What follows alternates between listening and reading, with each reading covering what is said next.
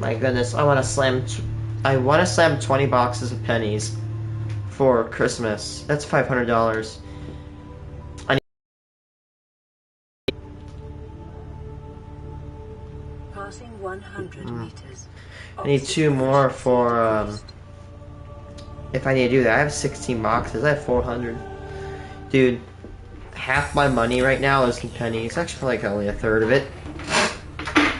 Need some money in my account, but I also really want to spend money on buying those games because they're on sale. I can buy them for 135 bucks. And if you think that's, oh my gosh, $135, what are you doing? Well, before they were 250 bucks, probably roughly. Or 240-ish without tax. That's probably gonna be like 200 and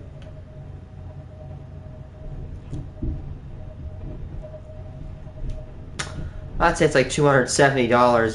That's actually no, $260 probably after tax, roughly. I know Illinois is roughly like $6%. In our state, we can go as high as 10% tax. I am not joking. I don't know. Again, I don't like talking politics, right? No matter what side of the political spectrum you're on, you have to admit that that is nuts. Sales tax is so dumb. Like, it would be okay if they spent it on good stuff. I mean, Illinois, what, we have Chicago to be doing that good. Crime seems to be up, you know, yada yada.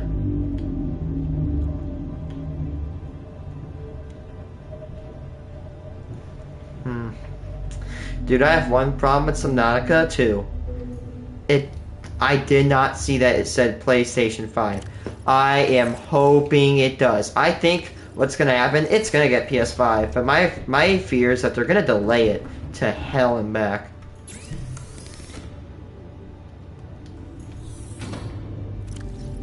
Let's say, why do I need wires? Let's say, oh wait, I need those. I don't need these anymore. I actually have already built them.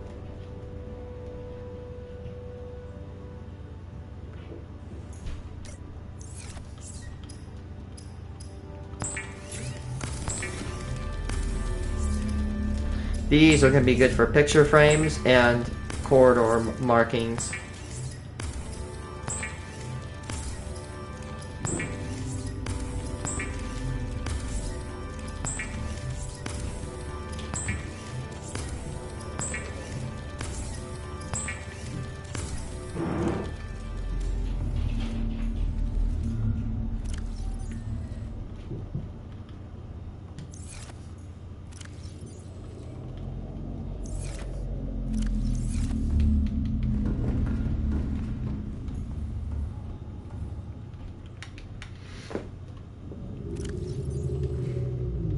Man, guys, I need to do it, because last year I did $500 in pennies. And I found so many Wheaties, of course. You know, we gotta do it for Christmas. I need to slam $500 in pennies. I can do it once. Hello. If you think what you do takes time... Oh yeah, hi, totally AFK. Oh my gosh. I like sorting coins. It took me like 6 continuous days of like 6 days, probably like 6 hours a day to chew through like about one bag or $50 in pennies. It takes me about anywhere from like 3 to 6 hours per bag, and there were 10. It took me probably 60 hours to get through. I recorded the entire thing. It's on my Instagram. Lord FTA. Hit me up. I may not respond. I don't know. Shameless plug.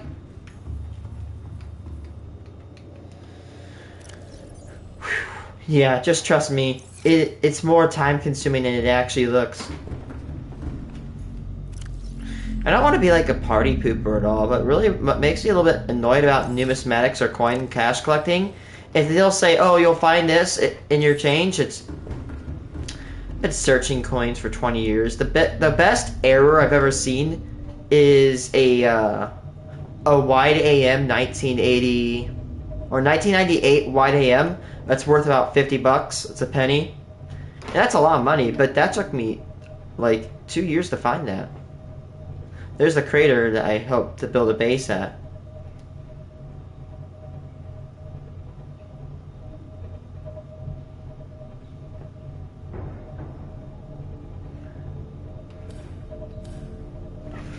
Okay, so it is October 18th, 5 days hopefully until Minecraft PS5 comes out.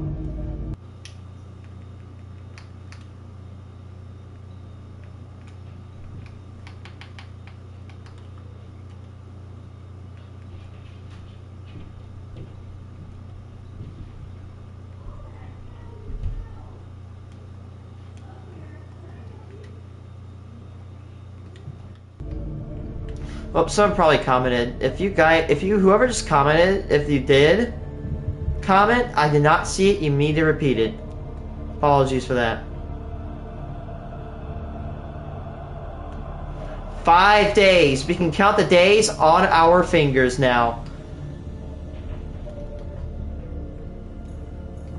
Holy crap. I'm not gonna be mean to Mojang, but Mojang, this better be good. It took a long time. They took a while to put that out. It better be good. PS4 is fine, but it's not optimized. That's like trying to shove a 50 caliber round in a shotgun. You may be able to do for it, right? Oh yeah, I've seen it. There's only one thing I'm not happy about. It doesn't say PS5. Do I think Subnautica 2 is coming to PS5? Yes, it's going to, or else they're going to get a whole ton of slack or and a ton of backlash. However, my fear is that it's going to be delayed. Now, Unknown Worlds did get purchased. I don't know if they are owned by Microsoft. I don't think they're owned by Microsoft. But I think Microsoft, I don't think we have way too much of a fear of Microsoft not putting games on PS4 and 5. Because, I mean, look, we got Fallout, it's supported on PS4. We got Doom, The Dark Ages, which is going to be, you know?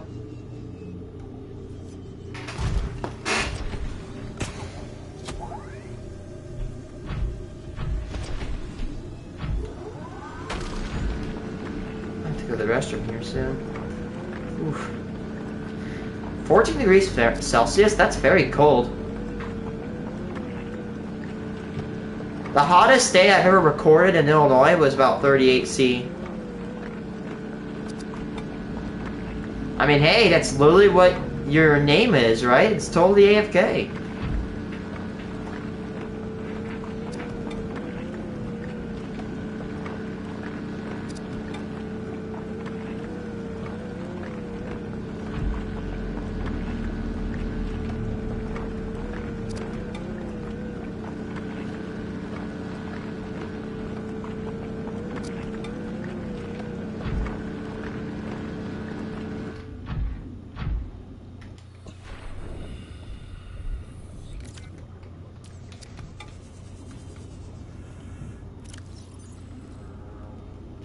I'm trying to make a ton of copper wire so I can put some signs around my base. Like, I have a mega base down in the containment zone.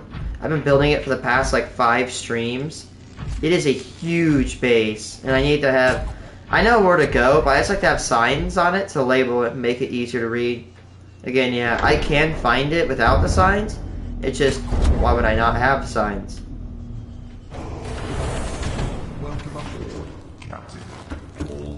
Online. I'm gonna be right back, guys. I'm gonna be right back. Give me like 2 minutes.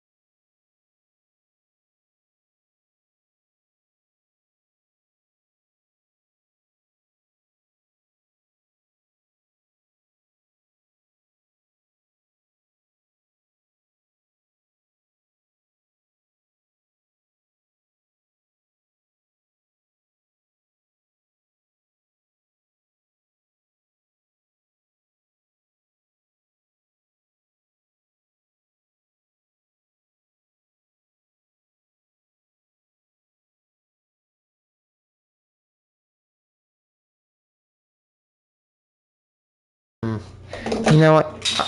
On my idea of how to get more pennies, I could probably place an order at Champaign, Illinois. Get myself 4 boxes. 2 boxes, I can get that from Prairie over in Bloomington. Could go to Peoria to source, but dude, I don't like going to Peoria. Ugh. If you know, you know. There's some good parts of Peoria, but most good parts are a little bit difficult to find. Yeah, I know where to look.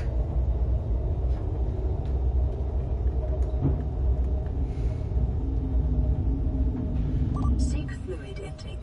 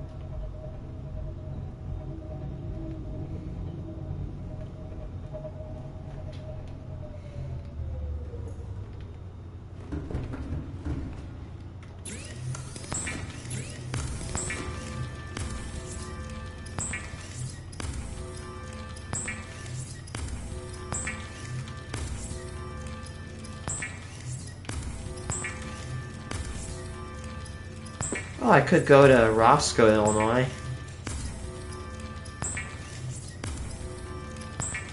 Dare I say Rockford? Dude, I don't know.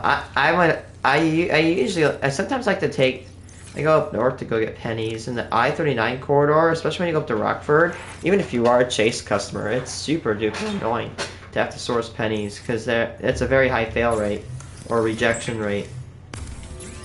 I think last time I went up there, I walked away with like 4 boxes? Maybe 5 boxes? The first time I went up there, I walked away with like 8 boxes.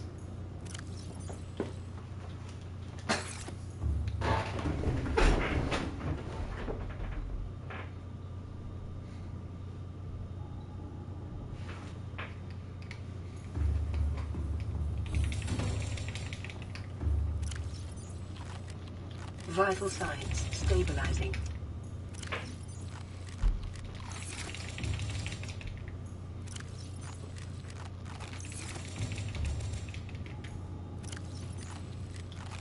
I'm very excited.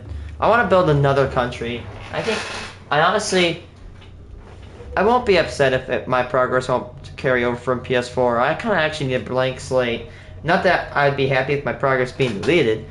I can still go back on PS4, but I need a clean slate, you know?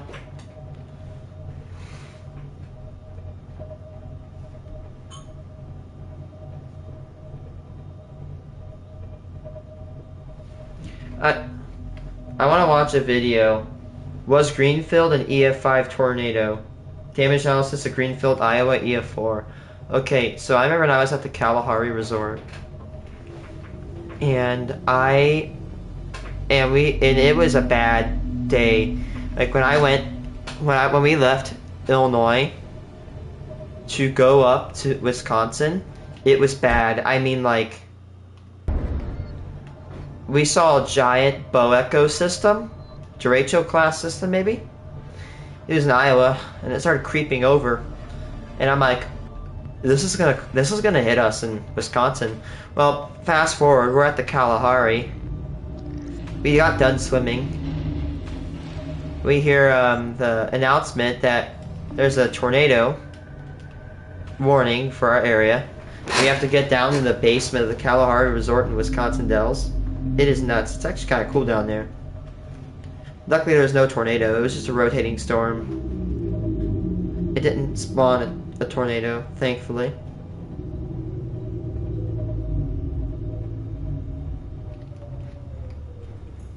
I'm gonna call this Reefback ranching.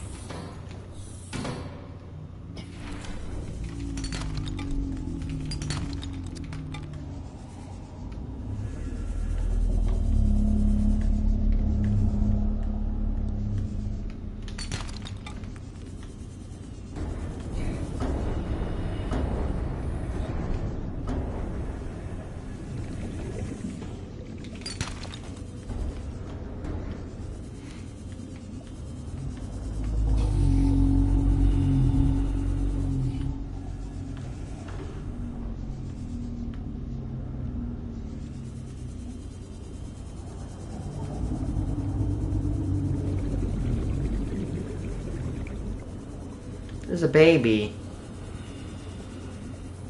Look how small it is.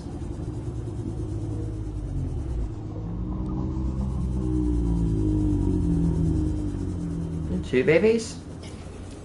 There's two babies. Cute. Ooh, look, there's a Sea Emperor. Can you imagine not knowing what that was? Seeing that? Hi.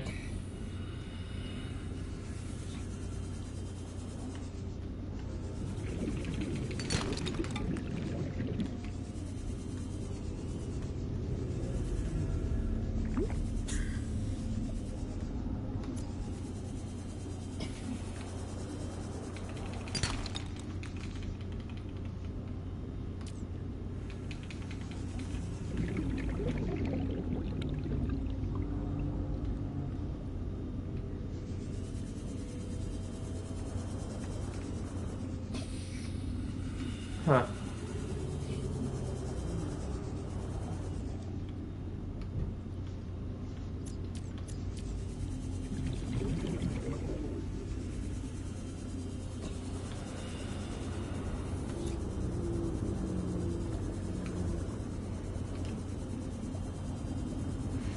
Man, every time I see a reefback from now on, I need to start getting it, destroying its barnacles.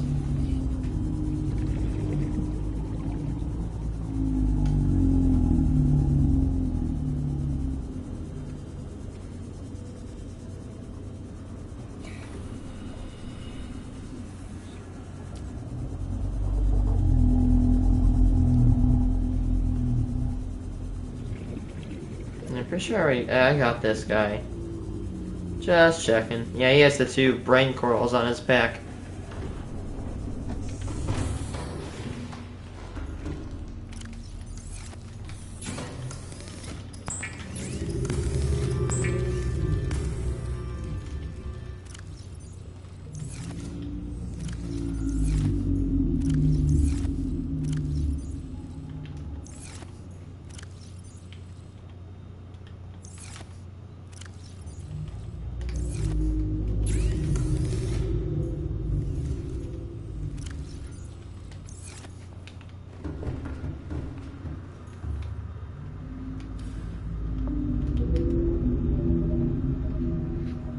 Man, when I saw the footage and the radar of the Greenfield, Iowa tornado, I was shocked, flabbergasted, to be honest with you. The radar signature, like the correlation coefficient drop or CC drop, was actually nuts, crazy. I've never seen such a high drop in modern, within like a 1 year period.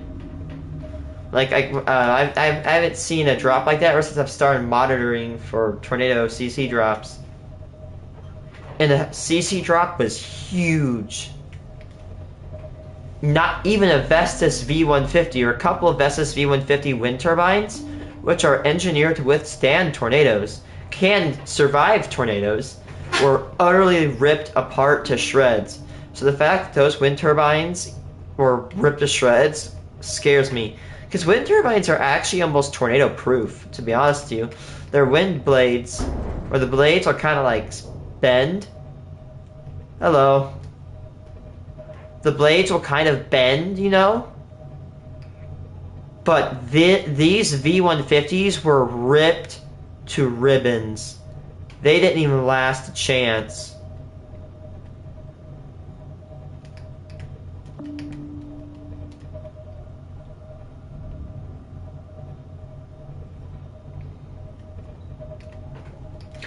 Yeah, dude, I was talking about my story of how I... Hello, guy. Hello, Biss. I'm just gonna call you Biss. I was talking about the Greenfield, Iowa tornado. I remember when I was on vacation, I was looking at radar, and I saw it live. It was... I mean, the CC drop on this tornado was insane. It was big. It was at least a mile wide. It was ripping shit up very quickly. And it definitely has to be the worst tornado this year. I mean, tornado season's basically almost over, but we want to be careful because I live near a town in Illinois called Washington, Illinois. And if you don't know, it's one of the most infamous towns for a tornado to ever hit. Luckily, I'm not saying I'm glad for death. There were only 3 people killed in this EF4 tornado. Now, you might be wondering, wow, that's a lot of people. That's actually not. Usually like 20, 30, even 40 plus people die of EF4s. And the fact that only 3 people were killed, again, 3 too many, but it's a miracle no one other than 3 people died to the tornado. But it's one of the most infamous, deadly tornadoes of recent history. I remember the day it happened, and I barely live in its range. It tore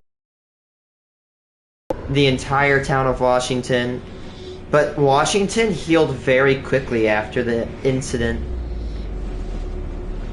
If you go there today, you might be able to see some remnants of the tornado. Like there is a car dealership that was wiped out, and now it's just a plot of grass. But luckily, everybody's recovered. There were 125 injuries, which is a pretty high amount of injuries. But in Illinois, we have basements, and a lot of basements. Which definitely helped, you know, reduce the amount. I saw a video and I saw Chuck Collins. He looks so much younger back then.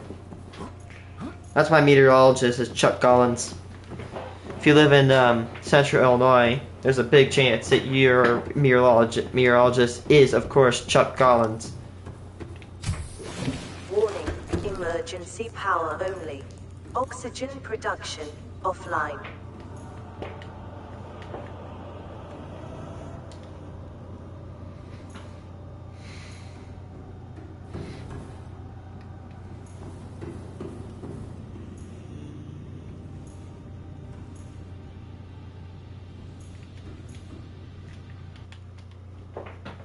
I'll watch that video, guys.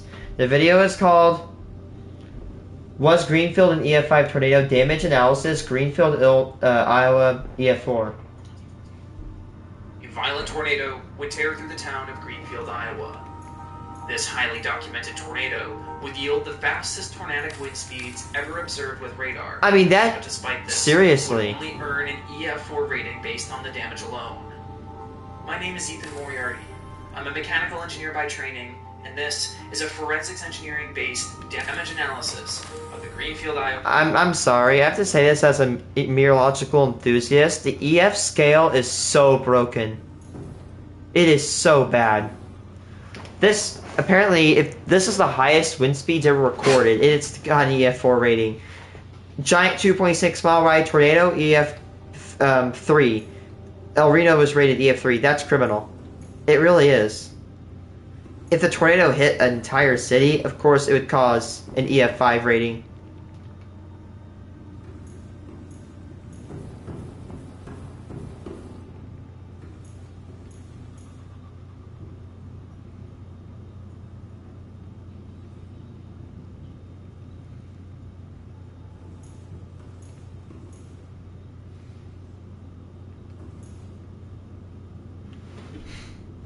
EF4 tornado.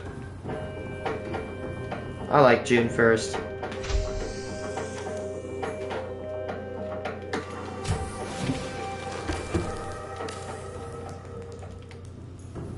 Before diving into the analysis of the damage, let us first go behind some of the stats of this tornado.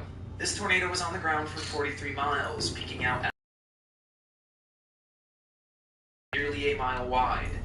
It was on the ground for a total of 48 minutes. In terms of the human impacts, there were 5 fatalities and 35 reported injuries. Though it is important to note, while injuries are not fatalities, these can still be life-altering injuries in the form of spinal I mean, injury, that's head trauma, total amount of people affected, injured slash killed. It injured less people than Washington, but it killed 2 more people. Still, they are deaths. This tornado comes in around $32 million of damage. Ooh. The National Weather Service would rate this tornado an EF4 with peak estimated winds of 190 miles per hour, though it is important to note that the Doppler on Wheels program observed tornadic wind speeds of 318 miles per hour. Holy with shit. radar. But as That rivals given the hurricanes, by the way. limitations of the current EF scale, this was not used in the final rating of this tornado. I'm going to defer the meteorology of this video to Trey Greenwood of Convective Chronicles. He created an in-depth forecast discussion video of this event the morning of, and frankly, it's in much more detail than I could dive into here. That'll be linked below for you to check out after this presentation. Oh, why can't I place a sign anywhere? The Storm Prediction Center did a great job forecasting this event. They implemented a moderate risk for severe weather, or Yeah, I saw that moderate. I'm like, dude. for the region. I know that because we were in. I knew that because I saw the tornado risk when we were doing the vacation. I'm like, I tell my mom, I tell my sister, I tell my, my sister and her boyfriend's parents, I'm like, or her boyfriend's mom, which is also coming. I'm like, hey, it's gonna get bad. You need to, like, I literally told them, like, I don't know if we're gonna get a tornado, but you need to bring a hail blanket or something because it's not gonna be good. It's gonna get bad, and it did get bad. Tornadoes. There was almost hail near us. Place and the affected communities got advanced lead warning time tornado warnings. To start off this damage, and I'm like, oh, nothing's bad's gonna happen. A tornado warning happened. I'm like, in order to get a quick summary of the tornado's life. The tornado touched down southwest of Nottoway, Iowa, while the Carbon, Iowa EF3 was occluded. The first several miles of this tornado produced low-end damage, with the first EF2 damage indicator occurring 14 miles into the tornado's life. East of Carl, Iowa, the tornado would traverse through a wind farm, destroying multiple wind turbines, as well as several farmsteads along the way. The first EF4 damage instance would be 3 miles north of the town of Williamson, Iowa, in the form of a family residence. Towards the end of the tornado's life, it would jog from its north-northeast original course into a northeasterly course, impacting the town of Greenfield. It would avoid the downtown part of town to the south, but there was still multiple residencies in the path as well as small businesses, causing the bulk of the damage associated with this storm. The tornado would ultimately rope out just 3 miles past the town line of Greenfield. I think it is important to note that the majority of this tornado's damage occurred at the end of the tornado's life while it was beginning to occlude. This is clear because the tornado had rapidly shrunk in width and deviated from the parent storm's motion. With that decrease in width, we have a conservation of angular momentum, where because of the shrinking diameter, the wind speeds ultimately had to spin faster in order to conserve that angular momentum. The first subject... Dude, the drone footage from that is nuts. Wind turbines that were ultimately impacted by this tornado, as I think they are a fascinating case to look at. Yes! Some interesting failure modes. This image here is one of the turbines that had... It's a Vestas V150. Again, these turbines are Vestas V150s, alright? That's actually the same turbine that is right behind me. And that's what the turbines destroyed in Greenfield, Iowa, are the exact same one, or the exact same ones that one's modeled off of. And I've hi Randy, or a Hunter, and don't get it twisted, I'm gonna nerd out here, okay? Those turbines are very well built. I know I've said this so many times, they're extremely well built and engineered. Vestas is one of the best companies to engineer wind turbines. And these turbines got utterly ripped to shreds. And they're not old turbines, they're brand new turbines. They were first implemented back in like 2021, I think, as far back. And for turbines, that's basically brand new. And these turbines, they didn't stand a chance against this tornado. I've seen tornadoes get hit by turbines, like new ones too. And they just shrug it off. But this one, down by the tornado. Most of them failed in this fashion, and we're going to dive into exactly what type of failure this is. Essentially what ultimately happened is, as the tornado was traversing through this wind turbine farm, they were pushing over these wind turbines. But what ultimately failed in order to push these things over? As we can see at the base of the wind turbine here, it wasn't an anchoring failure. Otherwise, the No, it was pushed down. Are very beefy in the case of wind turbines just because of the fact of the daily loads that these things need to take. Those remained intact. But if we look further up, we notice a couple of breaking points within the tower of the wind turbine. And these... Huh, what? I'm sorry if I say what?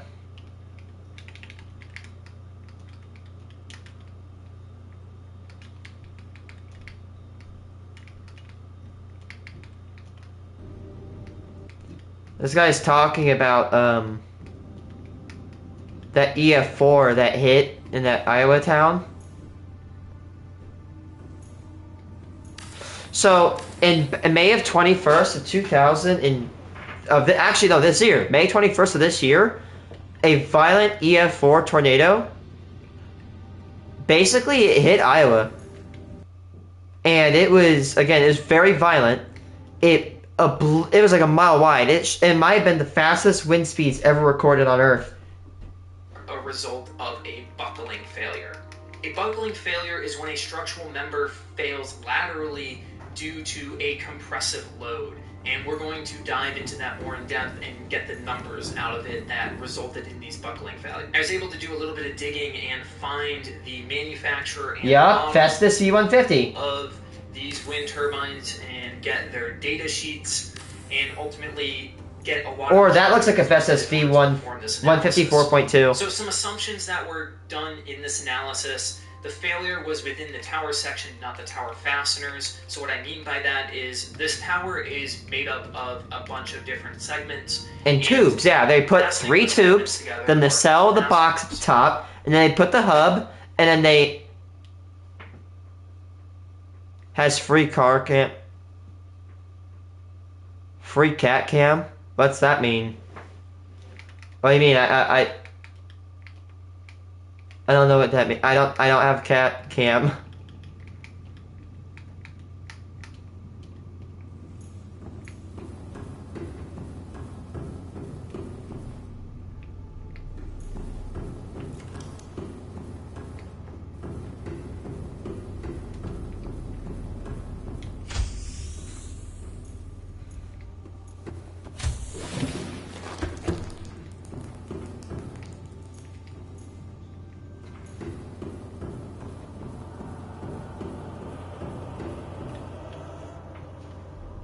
However, based on the imagery and the videos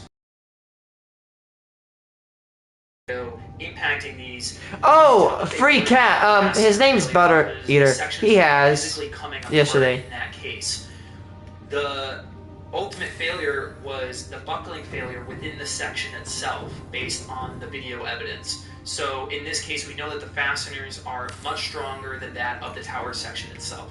We're doing this analysis as a uniform wind load. Granted, there's... Now, I need to clear something out of the air, okay? Now, I need to get a big old stereotype. Is that wind turbines will go extremely fast in the wind, and then they'll just blow up. No, that's not what happens. It's a very rare error. It can happen, and it has. But, what happens is that when the wind turbine detects speeds of 25 meters a second or more, the blades will go from this, they'll go from like this to catch the wind. It'll actually do that. They'll rotate their blades to do that, and it's actually brakes. What it does, it acts like as a braking system, right? So when the wind goes so fast, the machine it'll shut down, essentially. It'll prevent any air from like pushing it. So I know people watch Twisters and they think wind turbines will explode every time, you know, that tornado goes on. That's not true. Again, it can happen, but it's extremely rare, especially today. Now that turbines are way better designed.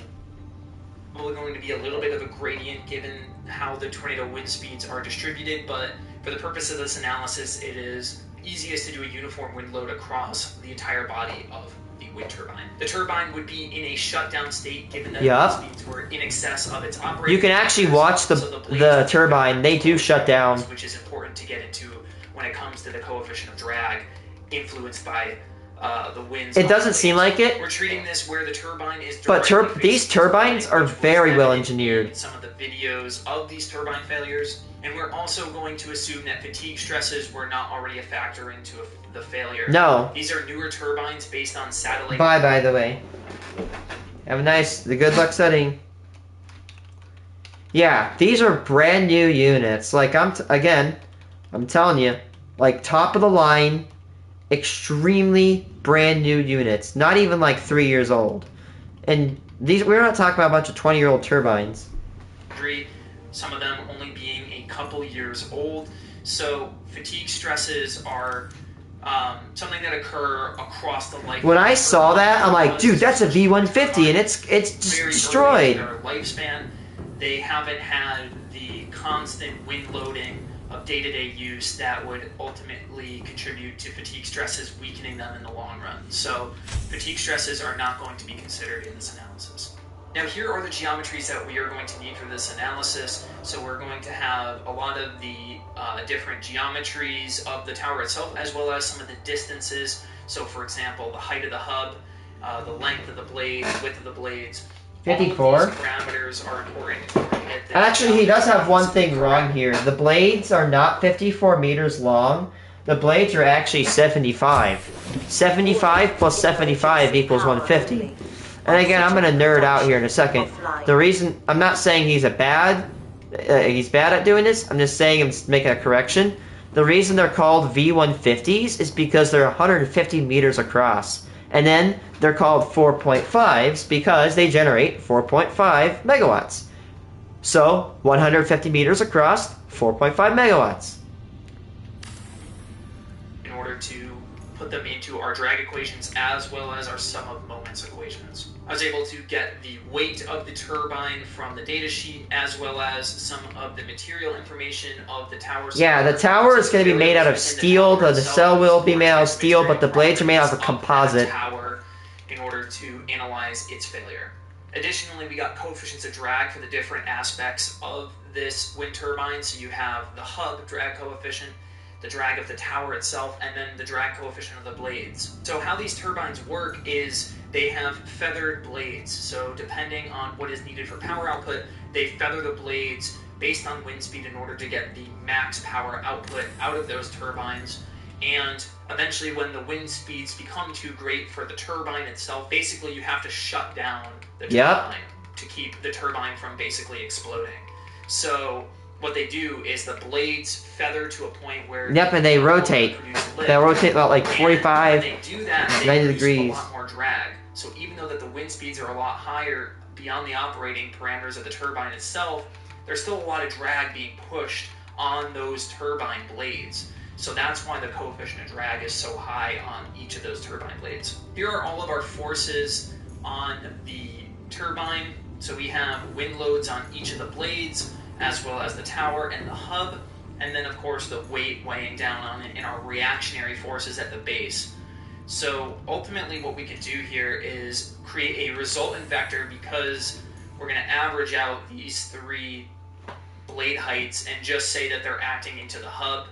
So we'll have the three wind forces combined going into that 95 meter height. I'm sorry, but it really annoys me when they're like, oh my god, look at the progressive, what they want, or the turbine failed. The turbine, like, dude, like, the reason it failed is because an extraordinarily, basically freak accident, tornado, destroyed it. But apparently some people just don't know really how to basically just, you know, realize that.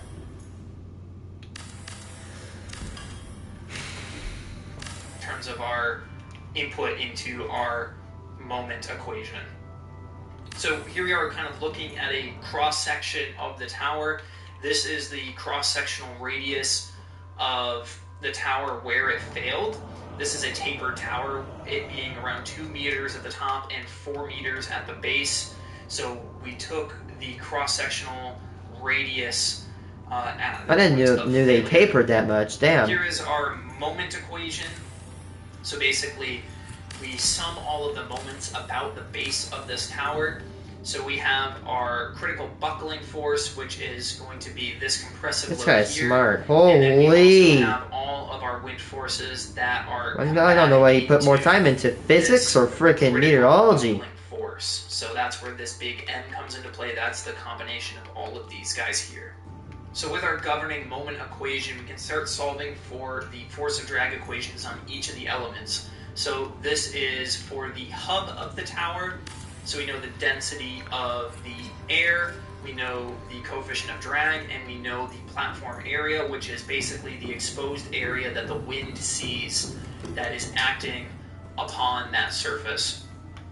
And then the only thing we don't know is the speed of the wind. Therefore, we can do that. Man, for you'd have to other probably models as contact well. the So this turbine is our owners blade because drag those. equation. What they'll do is that what I was told, the wind farm near me, there's a place in Florida where they own the field. They own the company that owns the field.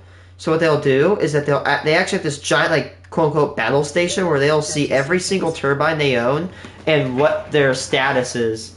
It's actually nuts. They can see what the speed is from states away.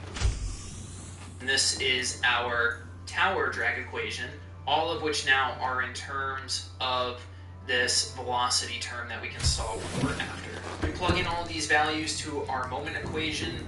These are the moment arms, so how far the force is acting from the base.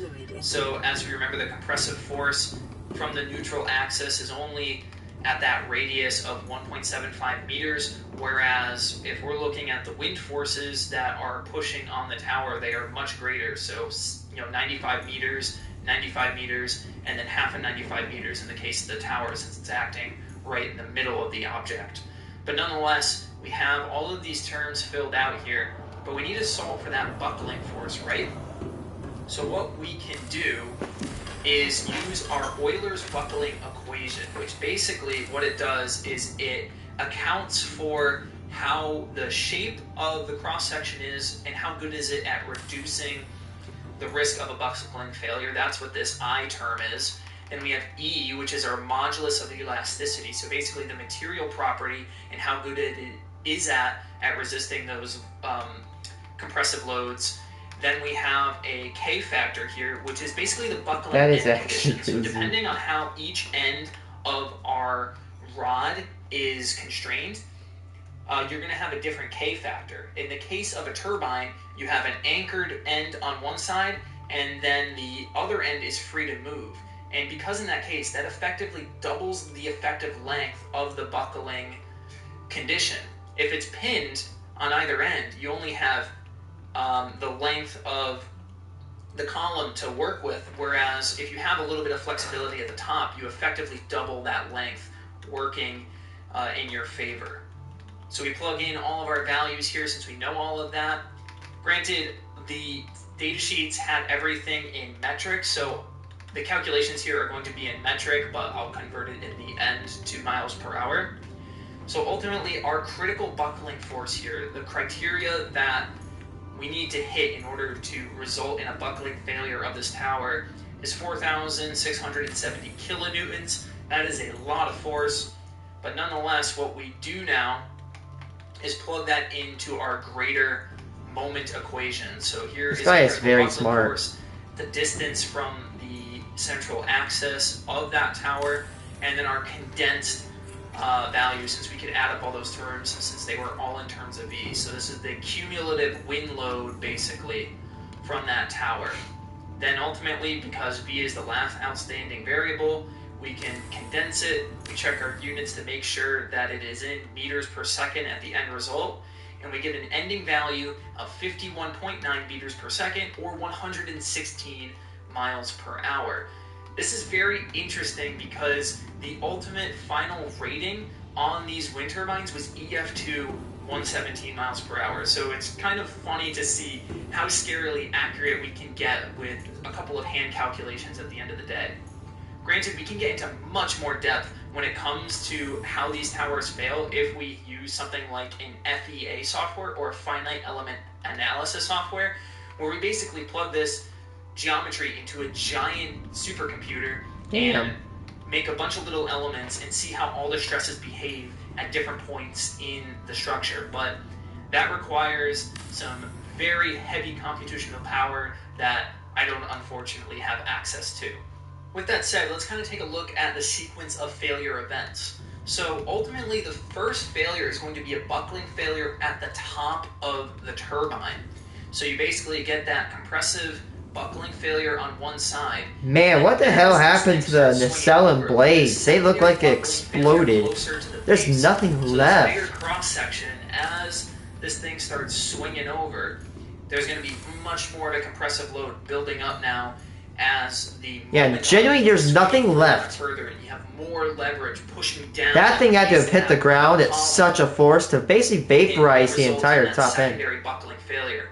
And then finally here we have a thread tear out at the tower joint from when the turbine itself smashes into the ground. That big impact force is just going to shear all the threads out of the bolts in the joint of the two sections of the tower there. So very interesting combined failure here. And if you haven't seen the video from Reed Timmer of these towers following over, you can actually see the sequence of events where they fail in the middle first, they buckle at the bottom, and then finally the turbine smashes into the ground and causes that final basically this thing exploded. This next damage analysis subject was submitted to me on Twitter. I had asked people if there were specific things that they wanted me to look at when it comes to the Greenfield, Iowa tornado, and this is one of the ones that came up. This was from a garage on the southern edge. Look at that lift! As it was coming through. That lift got freaking manhandled. Car lift garage, and what happened here? My dad has one of those lifts. Like, almost the exact same one. He's showing this giant blue lift. My dad has almost the exact same thing. And those are some pretty decently heavy-duty lifts. They can lift entire, like, dump trucks, basically. Like, basically like the big old construction trucks. I'm not talking about the mine trucks. Those are some pretty industrial-grade lifts. And that thing got... it definitely held up a bit at the end of the day. But you could definitely see it got bent.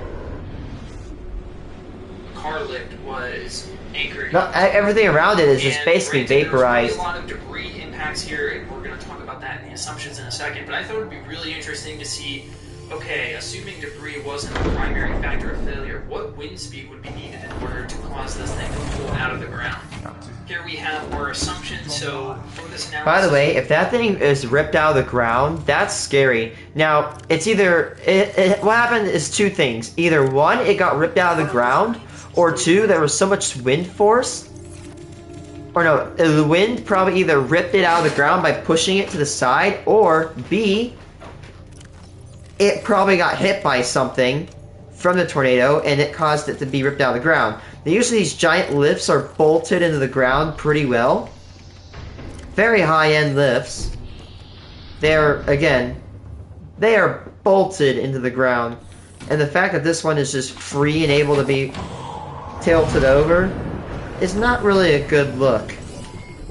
Assuming that there was no significant debris impacts, there likely was, given that there is a dent here in the... that top does look dented. Cross member here. However, there isn't a big sign of there being an impact on either of these columns. Yeah, they're very straight. It doesn't look dented at all. In terms of like a paint transfer or anything like that. Yeah, he is right. There is no like scratched paint on that. Super significant that hit this thing in order to pull it out of the ground. Given how but it does look like it was ripped out. I think that wind load is a big contributing factor that ultimately caused the pull-out failure of this car lift. So with some of these other assumptions here, so we're assuming a uniform wind load once again parallel to the failure direction, so the wind is acting purely parallel onto these surfaces here, pushing it directly over. And lastly, that the fact that it was installed correctly into the concrete. This is a big assumption here because depending on the condition of the concrete and stuff like that, you can get some very wildly different answers. And this thing could be significantly weaker if the concrete wasn't poured properly or this thing wasn't anchored into the concrete properly. There's a lot of things that go into that, as we'll get into in a second. Fortunately, I was able to find a user manual for this car lift and ultimately pull out a bunch of information in terms of geometries and the installation practices for this car lift. So that makes my job a heck of a lot easier in terms of not having to eyeball or guesstimate any of the dimensions here. We know exactly what's going on here and exactly how this thing was affixed into the ground. So as we start adding our geometries and details in terms of the anchoring into the ground here, all of this stuff... Yeah, these things are bolted. We can kind of nail home our geometries in terms of all of the widths and lengths in terms of moment arms, as well as all of the bolt engagement and distances needed in order to calculate how the failure occurred out of the concrete, including the material property of the concrete compressive strength of 3,000 psi, which in the installation directions here, it said that the concrete base shall have a compression strength of at least 3,000 psi and a thickness of 4 inches in order to have the proper installation depth and proper adherence to the standards in order to have this car lift safely used. So here are some of our forces at play. We're going to have, you know, each of the wind forces on the center of these columns, as well as on the center of the joist here that goes across connecting the two columns. And then we have the reactionary moments that the bolts are resisting against the wind loading. Here we are taking a look at concrete pullout, which is the main failure here ultimately that results I mean, whether you like it or not, concrete is brittle at the end of the day. Concrete fails in a very interesting fashion. It's not like steel or any of these other traditional... It doesn't bend, it doesn't dent, it gets chipped, it gets chucked. Good in compression, but very bad in tension and shear. And in the case of, you know, these concrete pullouts, we're looking at axial tensile failures of the concrete. And it doesn't fail in a straight line out. What ultimately happens is you get something called a fracture cone. So starting at the base of the anchoring point, I get where he's going. It rips out basically. Of the fracture location. Yeah, like a cone shape. As you pull axially on your anchoring bolt, the concrete is going to chip out in this kind of cone fashion outward. Given the way concrete fails, we have special force equations to use in order to determine the concrete pullout failure. Ultimately, because the tensile load is so much weaker than the compressive load, we have to use this reduction factor with the square root of the compressive load failure to get an accurate representation of the strength and tension. Obviously, it is a much weaker number than that of the compressive load. Then I might actually, you know what I might do, guys? I might actually push the water production facility back into the aquarium, because this is just kind of far. I mean, it'd be far if it was in the aquarium, but not as far as it is now.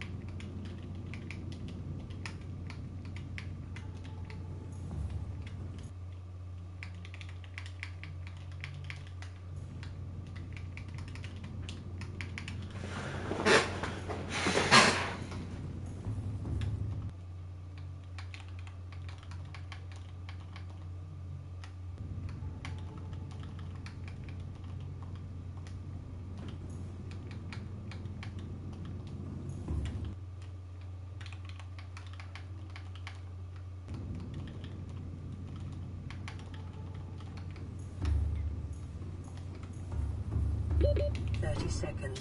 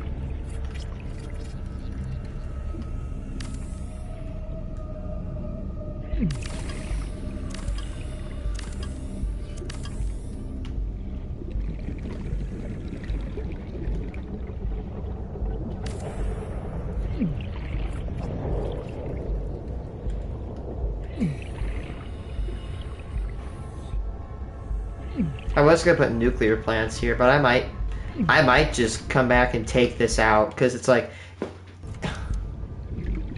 this is just useless space. I could allocate resources. Man, yeah, go back to my CMOF.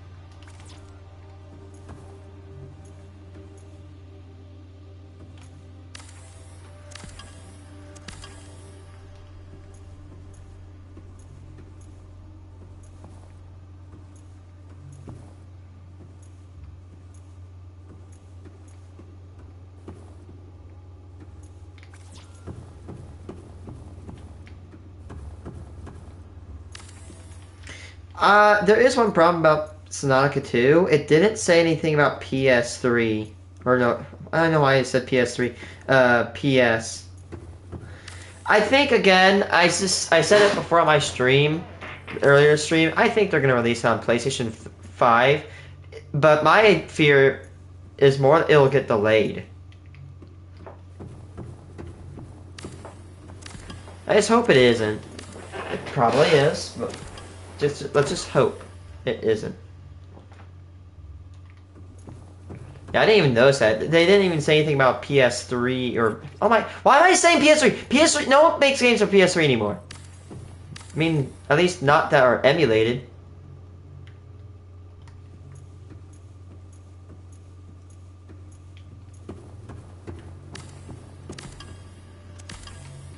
Apparently, I looked it up. The United States government once bought, like, what, about 1,750 PlayStation 3s, and they chained them up and created a supercomputer out of them.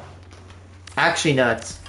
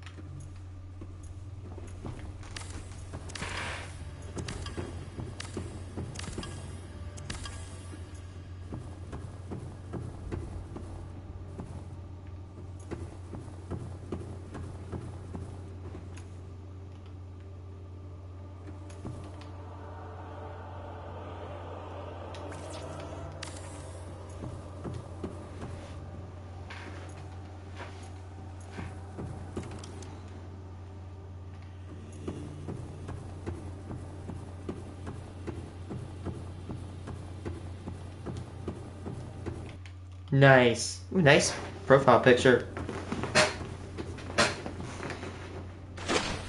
I gotta get some more glass here.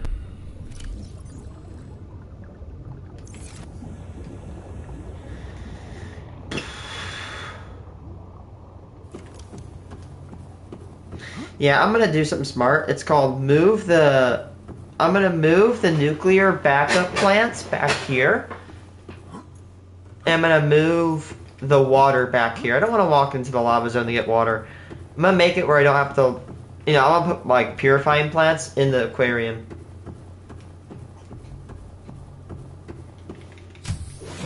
Warning, emergency power only. Oxygen production offline.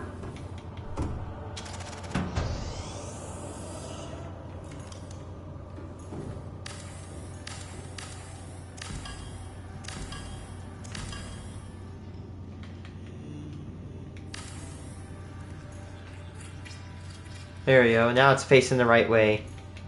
So chat, you don't have to annoy me about the door facing the right way or not. Yeah, this will always be closed. That way, in case a stupid sea dragon hits the base, it doesn't flood the entire thing. This is going to be my thermal facility. When done, it will be capable of producing over 200 units of power per second. Equivalent. Probably be like 190, 180, but still, there'll be 200 facilities here.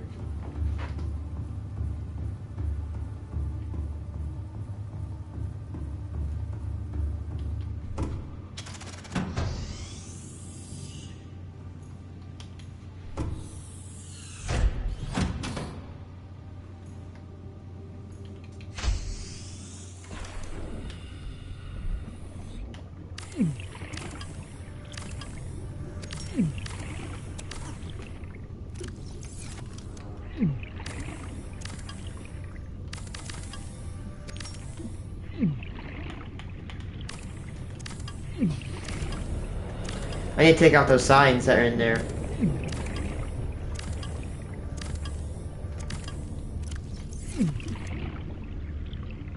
Yeah, this last I have to put the reinforcement somewhere else.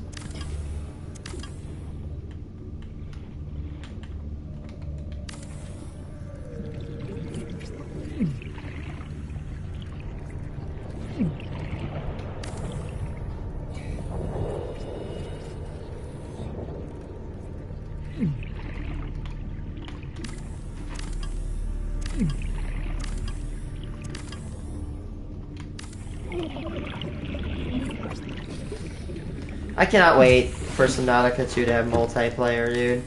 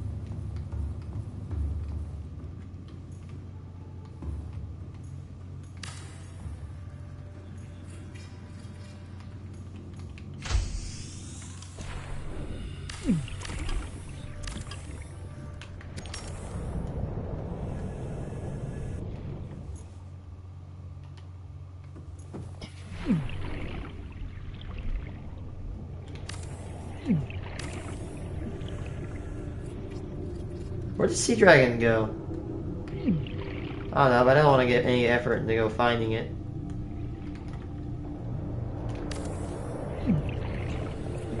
Oh yes, I'm reinforcing the base, even though this is completely separate.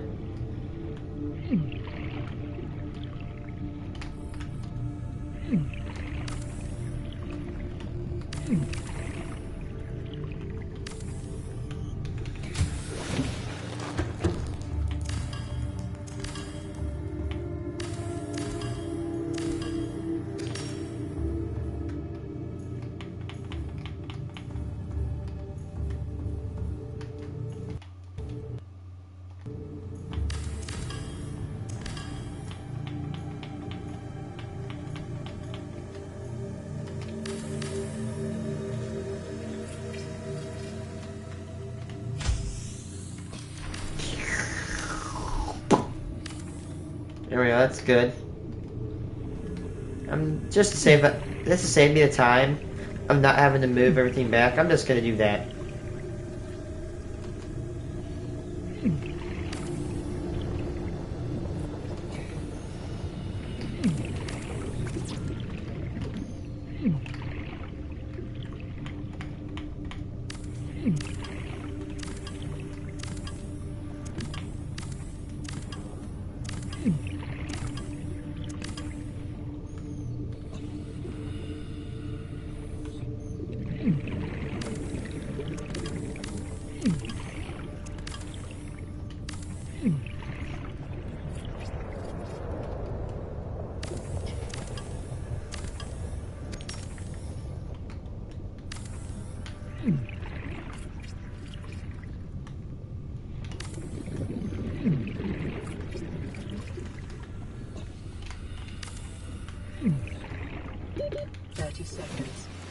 Wait, oops, I'm being dumb.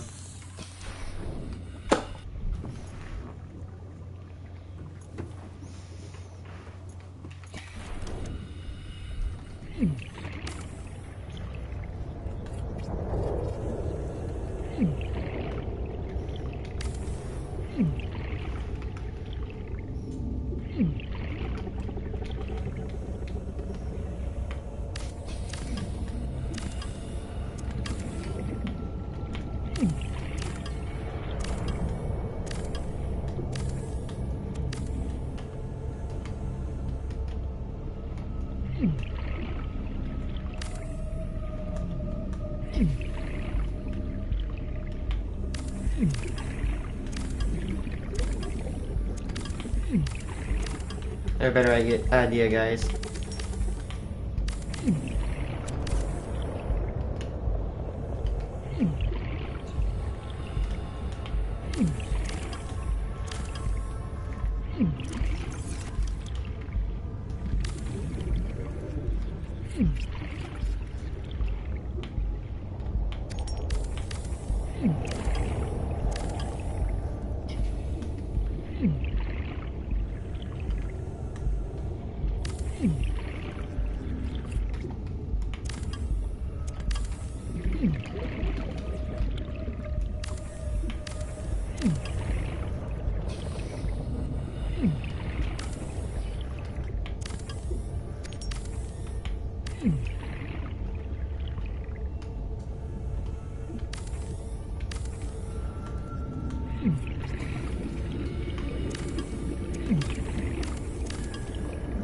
Womp womp. Oops.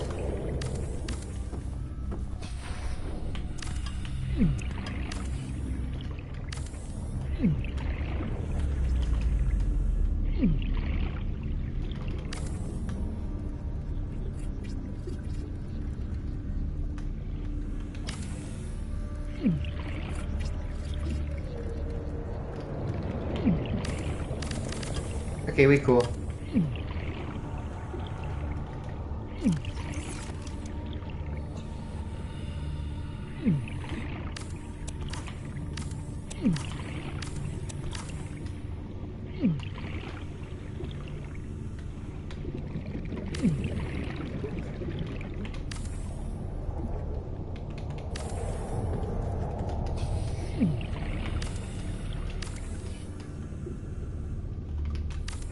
There we go. Ain't that looking much better?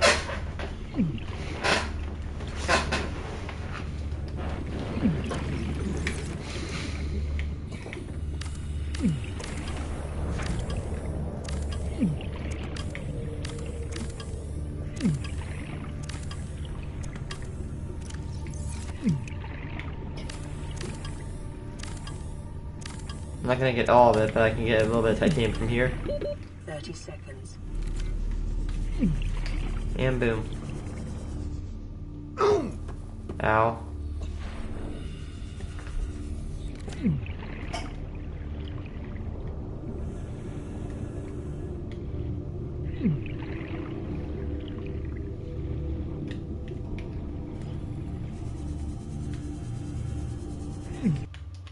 Yeah, I like that better. More condensed. Effective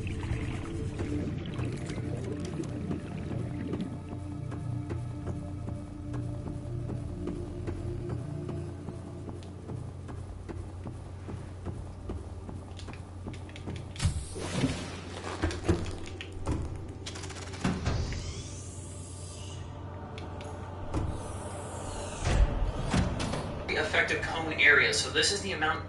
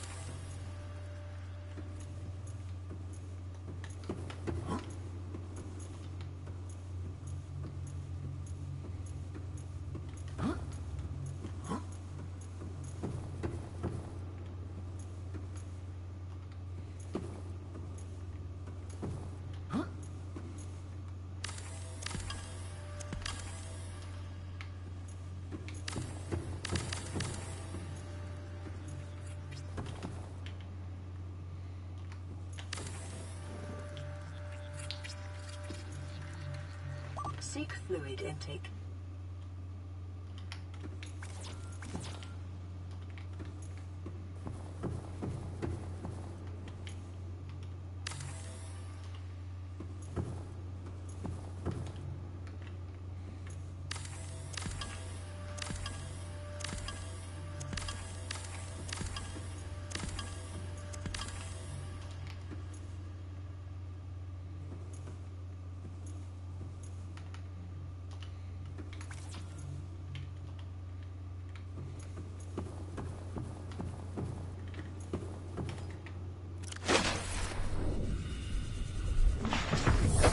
Welcome aboard, Captain.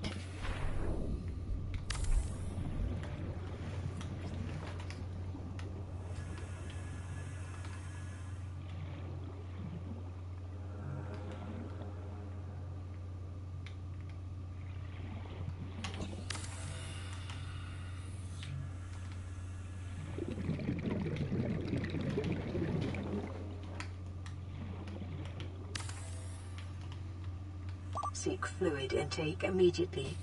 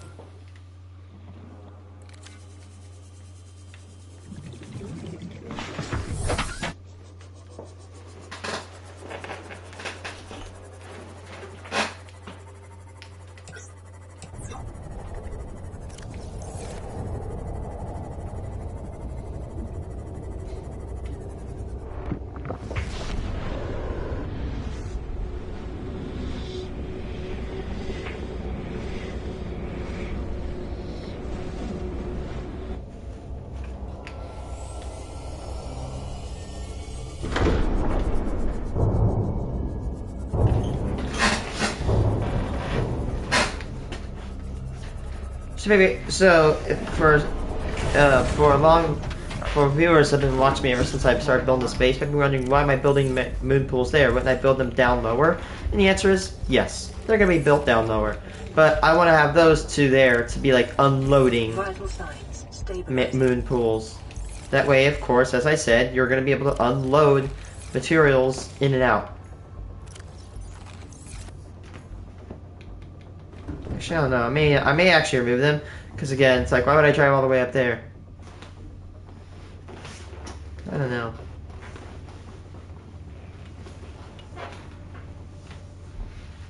Actually, yeah, I'll keep them there, because, you know, what if I want to drive there?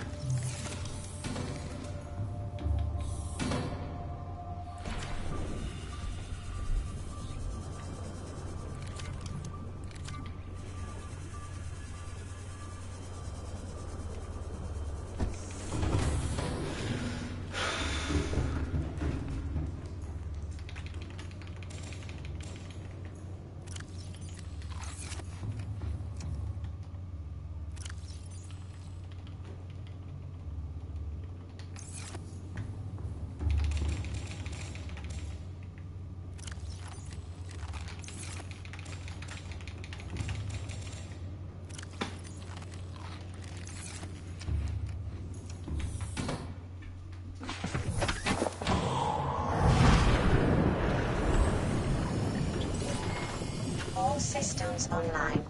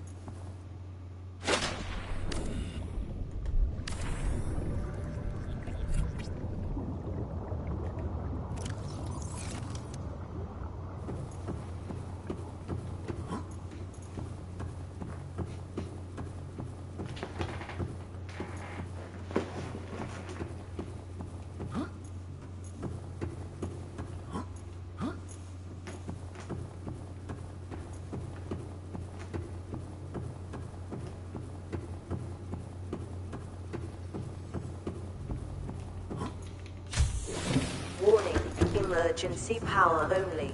Oxygen production offline. Open up.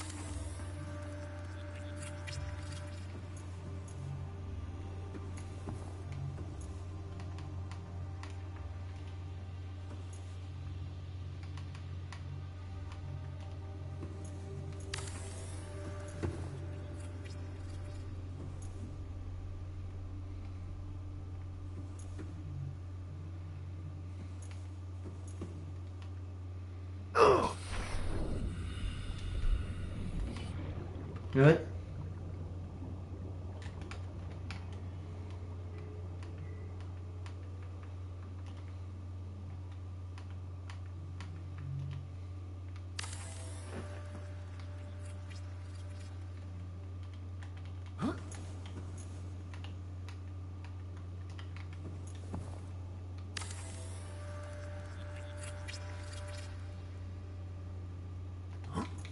I got it.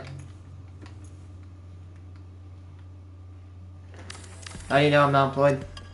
Just asking.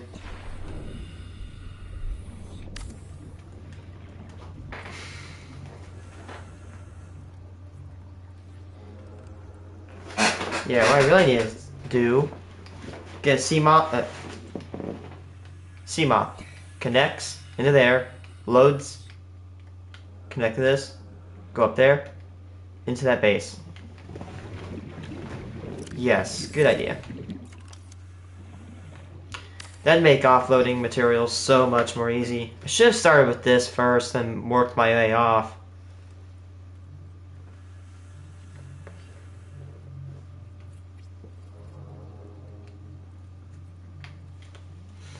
Oof. Mega lag. Man, FPS just straight up dies when I just put down one of these big old rooms. Hello, how's it going? Yeesh. Yeesh.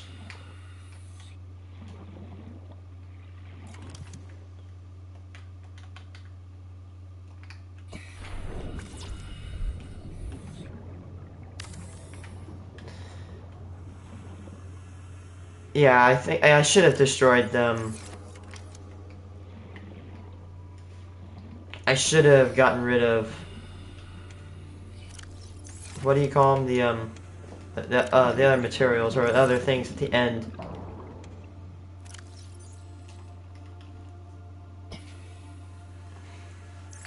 Okay, I'm gonna go put those, the door at the end. I forgot, I didn't actually bring silicone rubber. So I need to go put that door at the end, that way in case, just in case. Again, as I said, what's it called, if the sea dragon hits the structure, it won't basically flood it, like the Titanic or something. It's good to have those doors to stop things like that from happening. Again, I got two, so we're going to be basically better armored up.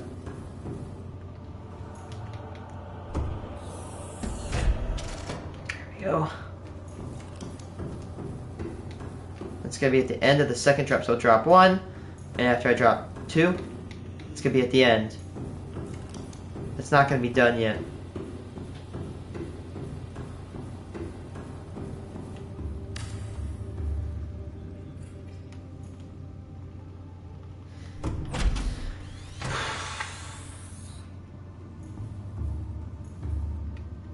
Ah, I love hell. Where in the world did this stupid sea dragon go?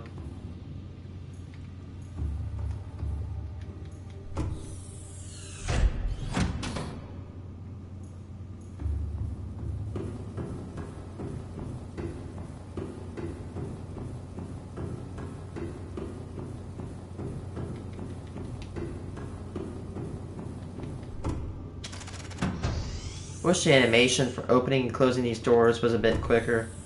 I mean, closing it's kind of somewhat quick. Opening it is such a long animation.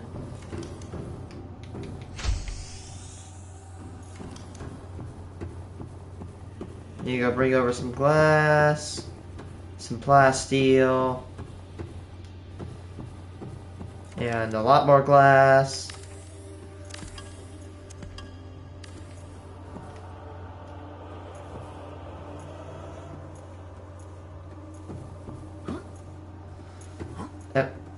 At our house, and I don't like talking to people. I also have plans to work. Just lock yourself in your room, man. Or just go to work. Or just, yeah, lock your room up. Make sure you get anything like money and stuff. Just hide it. Does not matter. Just hide it. You just never know when some bonker is just gonna go in and steal all your shit. Or worse. Just saying.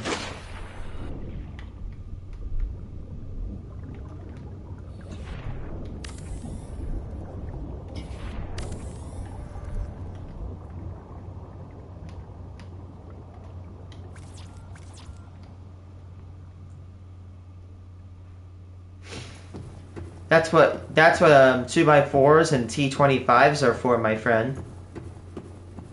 Just go to Menards and go get yourself a way to board up the room. Or get like there's actually these like lockable door handles you can find on Amazon. They're really nice. Set a code in them. You're the only one that can get in. They're very easy to actually install.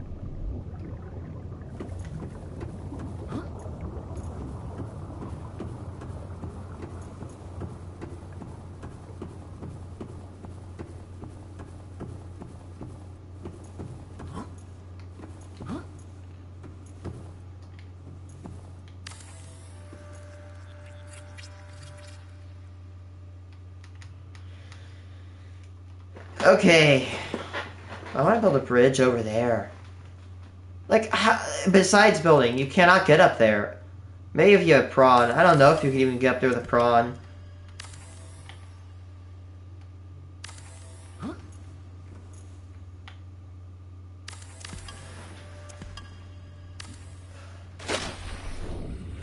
Oh, I'm gonna start feeling like shit, people. Illinois, and they are harvesting everything right now. Like, all the corn and soybeans are going down. It creates such a level of dust. Oh man, my allergy meds better be working.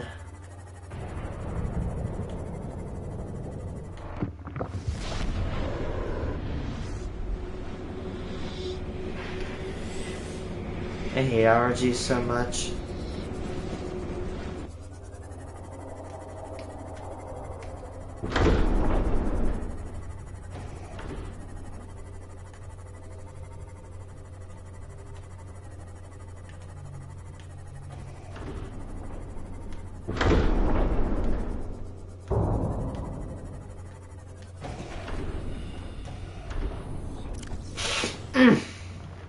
Man, I got a bunch of lithium from and some enameled glass from ripping out all those like domes and reinforcements and structures. Welcome aboard, Captain.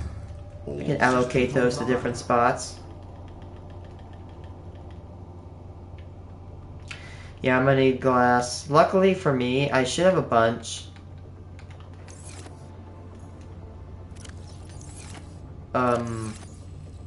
Maybe? Scratch it, chat. We have absolutely nothing. Well, that sucks. We have absolutely no glass at all. We're gonna need to... We need to go on a journey and go get some more.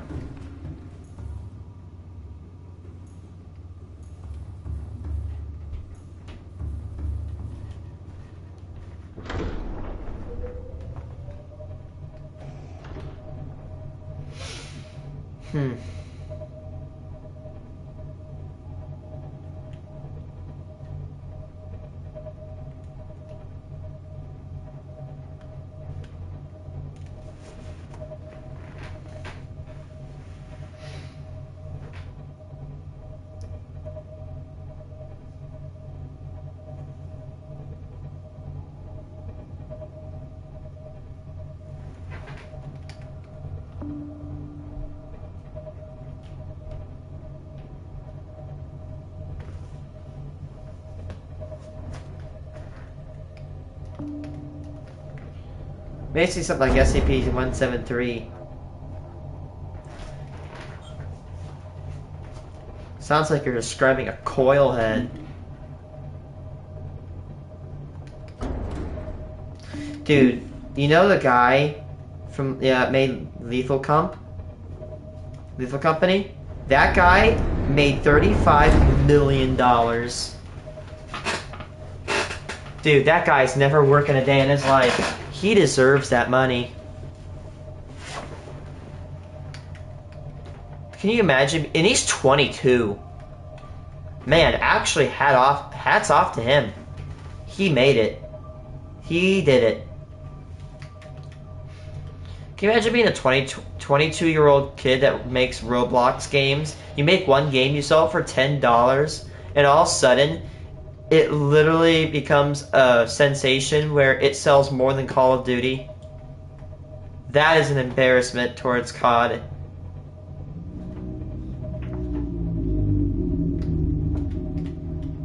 My only complaint about Lethal Comp is that the servers are so hard to join. Like, you literally cannot ever find any good servers that have a lot of players in it, and it's only on PC.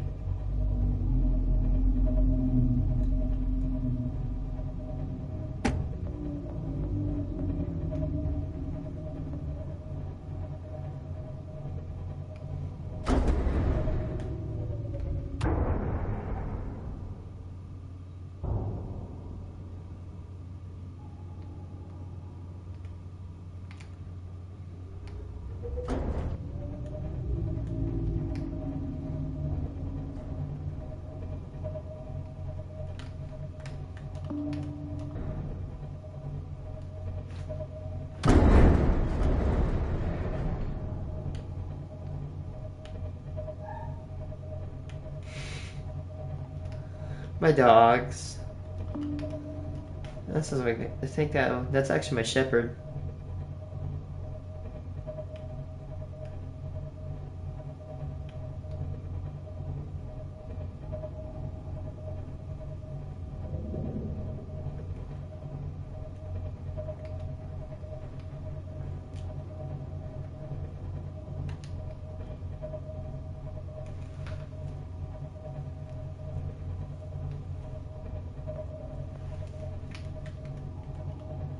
This has so much quartz. Like this river, or no, that river, not that.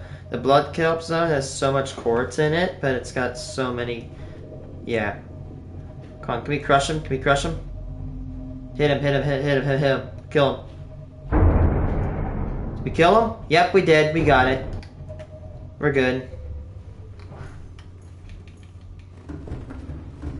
I like how that's how I go about doing things. I just murder the thing. He was infected anyway. I kind of put him out of his misery. That guy's not going to be kicking anytime soon now, isn't he? He's cooked.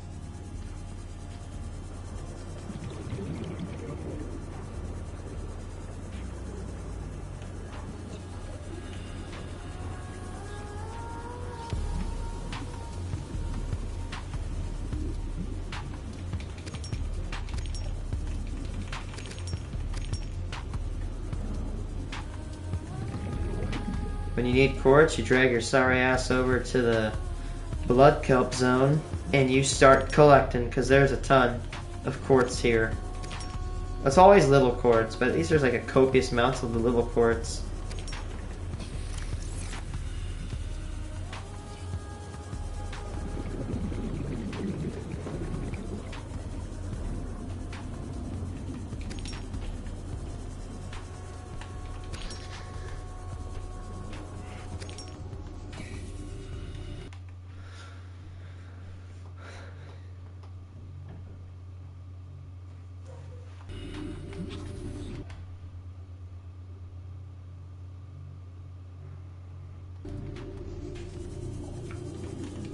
Oh, Coilhead. I haven't been playing for a bit. I haven't encountered a Coilhead yet.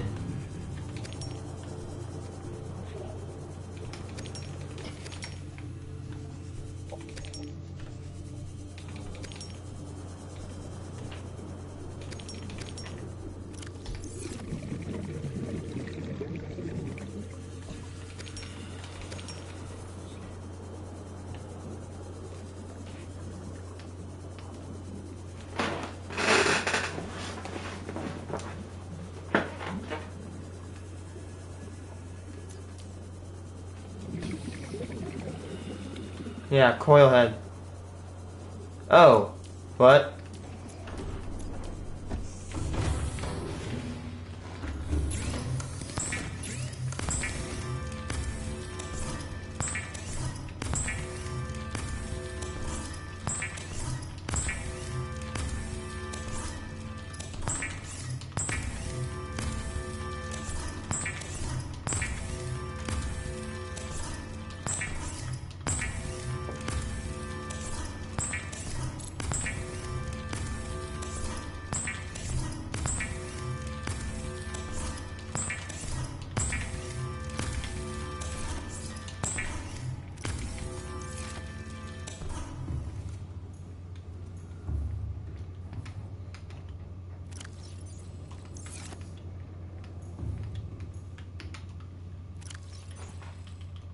If I got 2 lockers, or no, 4 lockers of quartz, I could build about 60, I could build about 60 pathways.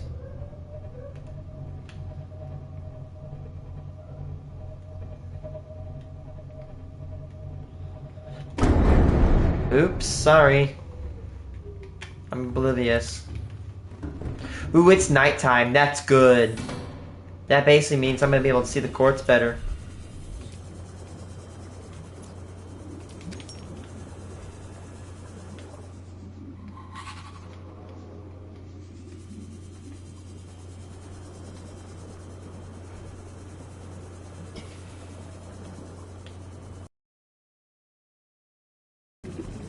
Yeah, now it sticks out like a sore thumb.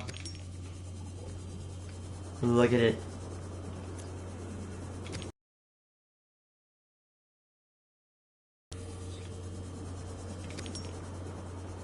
Yeah, second crab squid.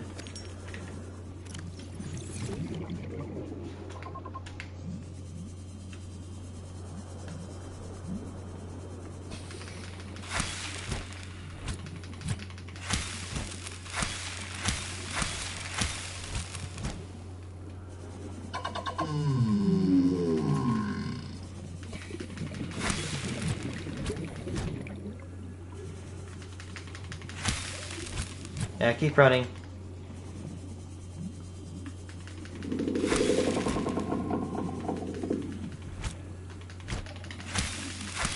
Couple hits and should go. Yep, there it goes.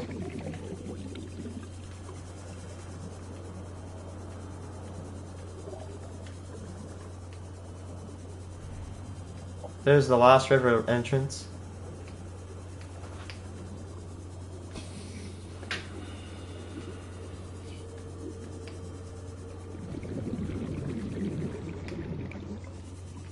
Ooh.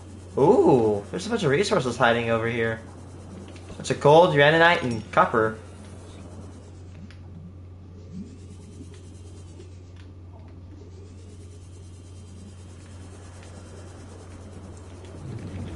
Doink.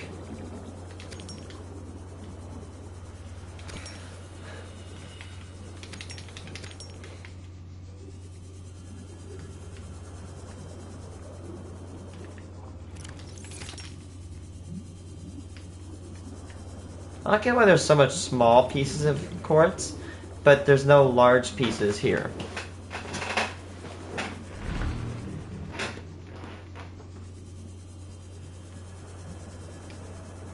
Yeah, there's 4.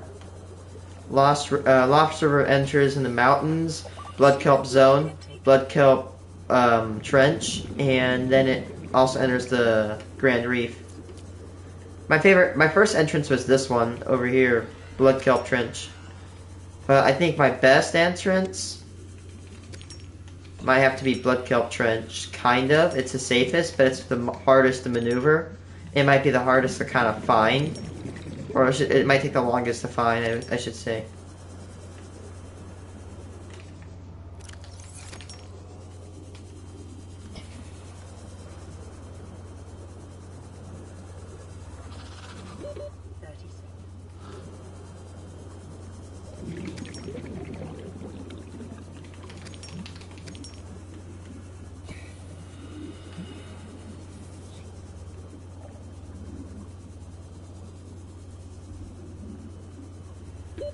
Oxygen.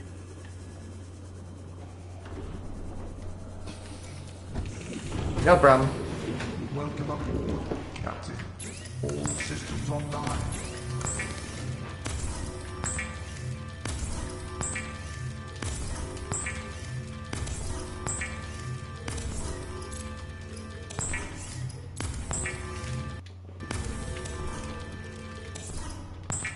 Wonder where that guy went that's like, you should get gainful employment. He probably got mad because I didn't give him that much of a reaction. You should practice gainful attitude. No wonder he probably doesn't have any friends. Oof.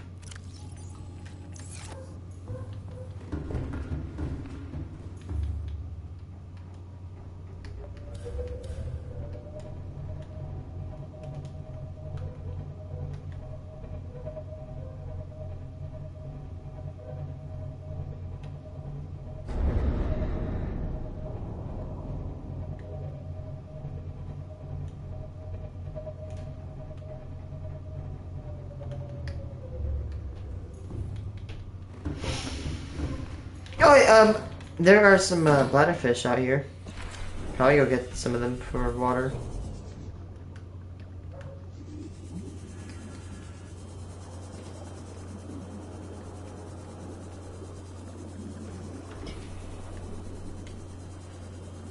Let me go get lantern fruits.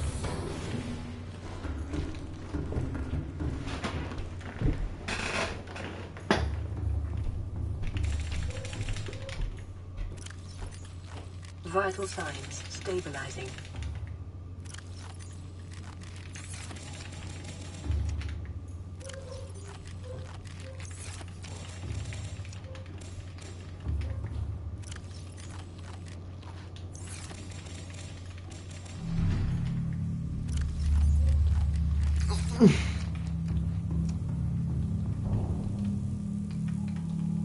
No!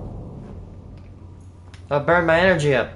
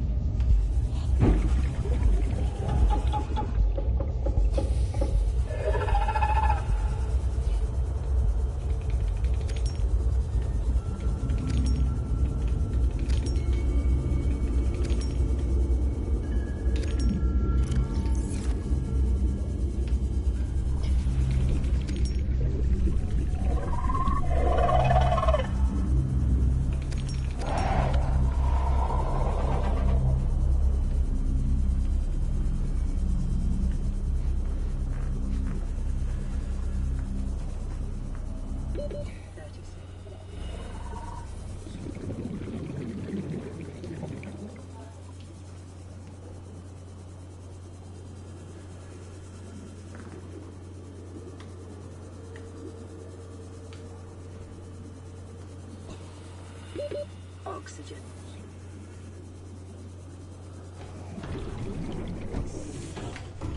Damn, my seconds. I need to be more careful.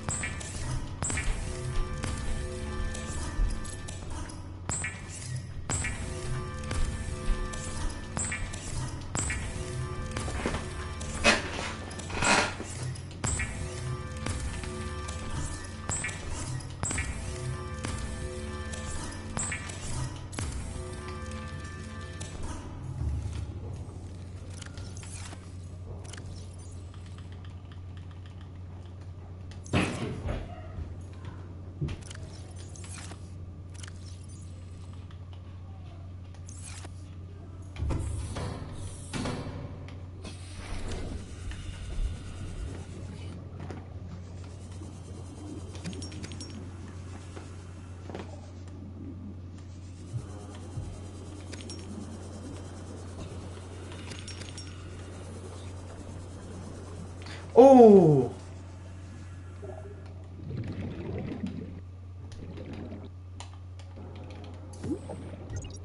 Nice. Don't panic. I made it off this planet. You can too. Use this gear to save yourself some time. I hope it is useful to you. Here are my survival tips. Place several beacons early to orient yourself. They can be moved and renamed. Build a base sooner rather than later for the lockers. A moon bay and a scanner room will help improve your quality of life. Add storage modules to vehicles. Always carry extra food and water. Keep basic tools on hand. When in doubt, explore deeper. Good luck. Nice base. Not bad.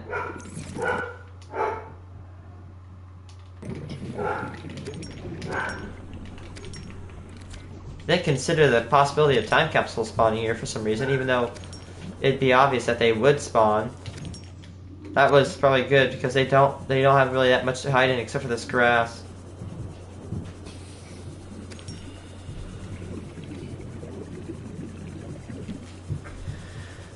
Yay.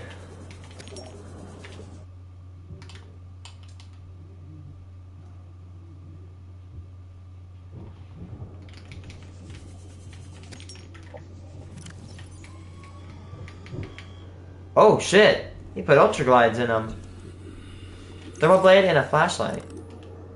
And it was loaded with an ion battery. Let's go.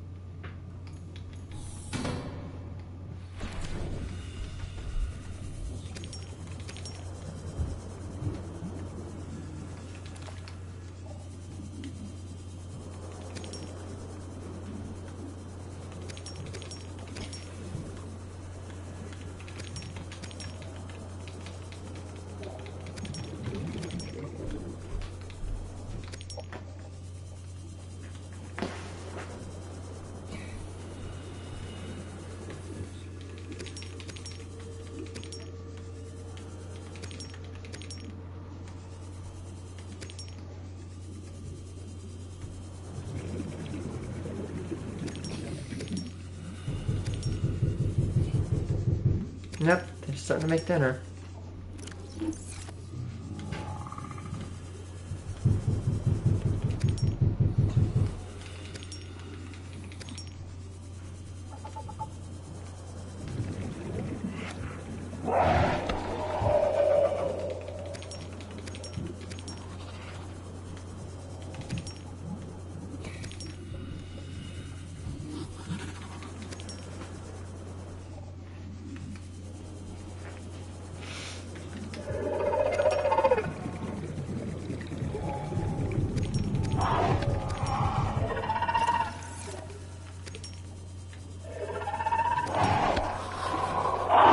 Man, these guys are gonna try to ride my ass now, aren't they?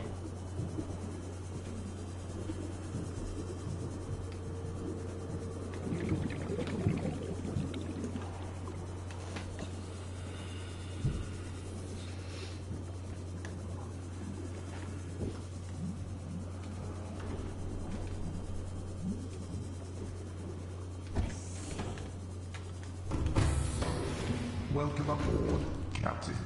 All systems online.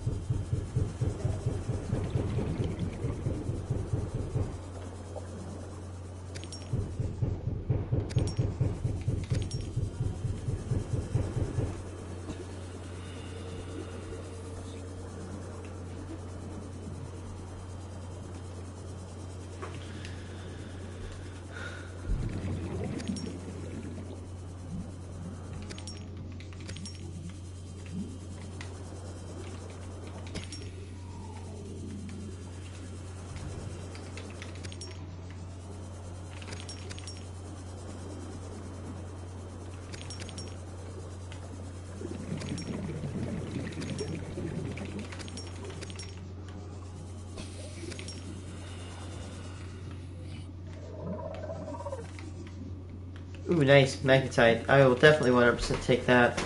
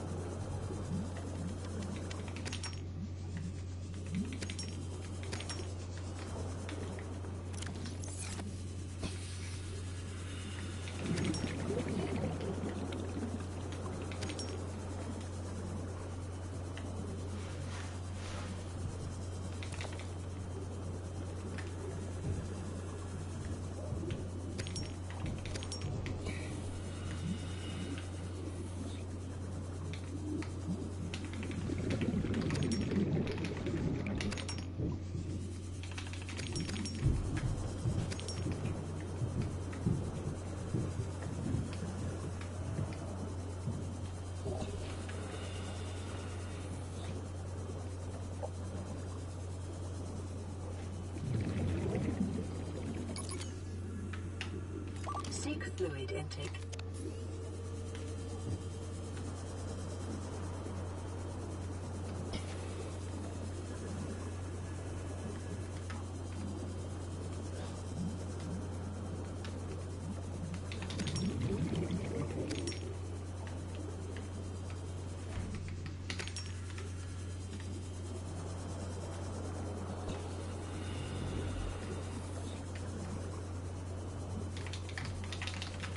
God, no, no.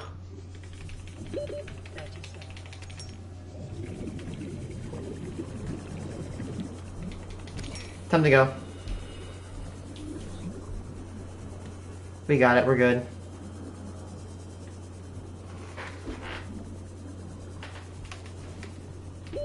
Oxygen. Welcome aboard, Captain. All systems online.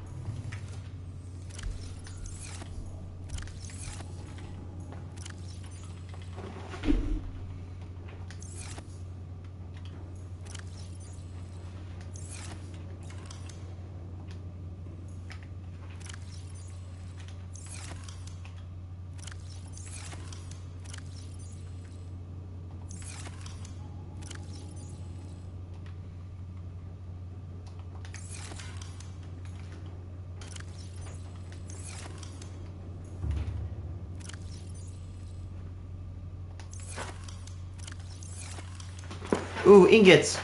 2 of them. We could use that for the moon pools.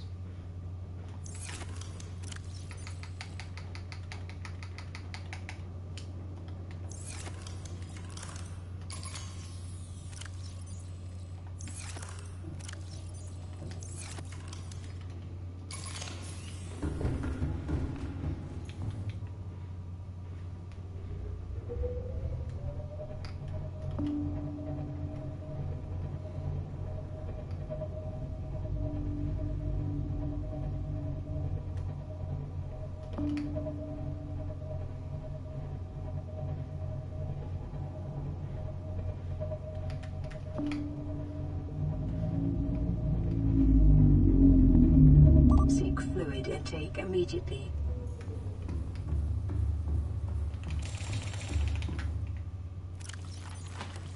Vital signs stabilizing.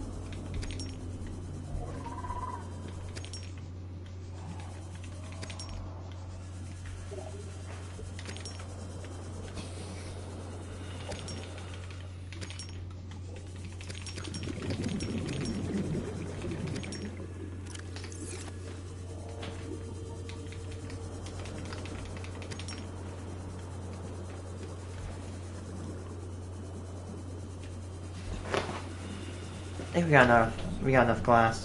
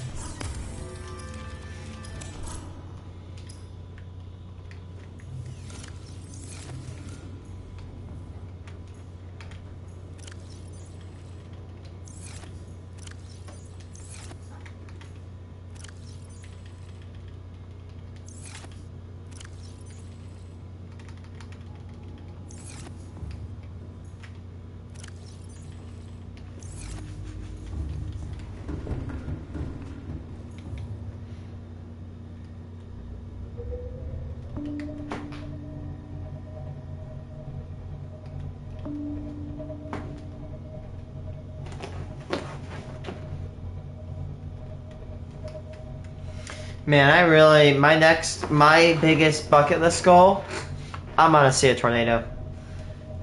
I live in an okay area. I live in Illinois. We don't get way too many too many tornadoes. We're not like Mississippi tornadoes or Oklahoma tornadoes, but it's not like we don't get really that many. We get a few. I'd say 0 being no tornadoes at all and 10 being a ton. I think we get probably, I'd say I'd rank us at probably like a 5 or 6, maybe a 7. We do get tornadoes, a bunch of weak ones.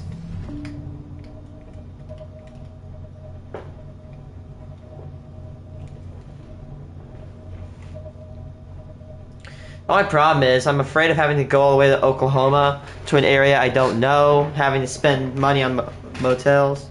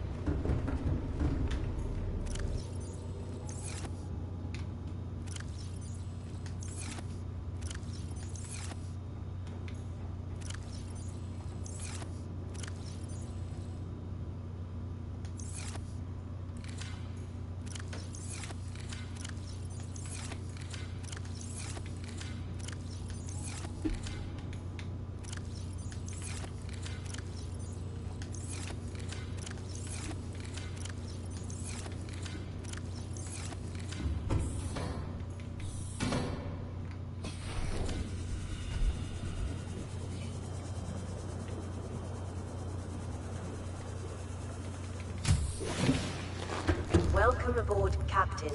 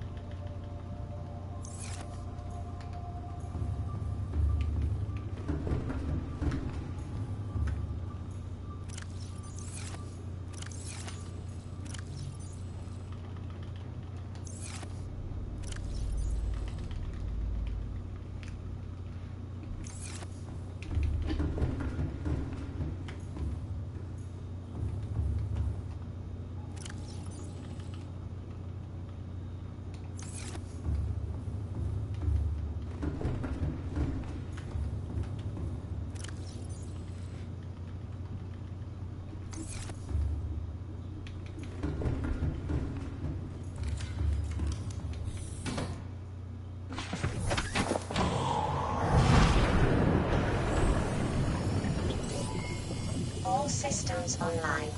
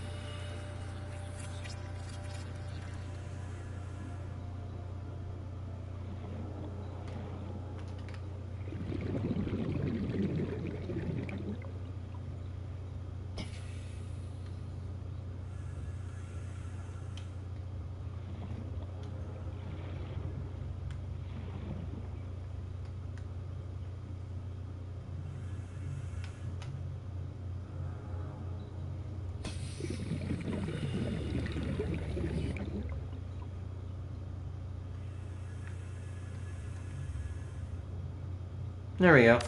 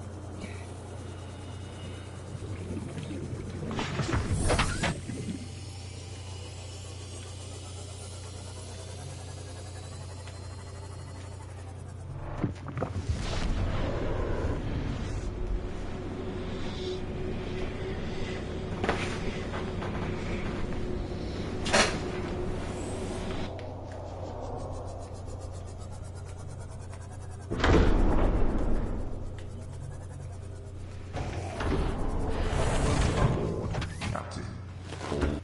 All systems online.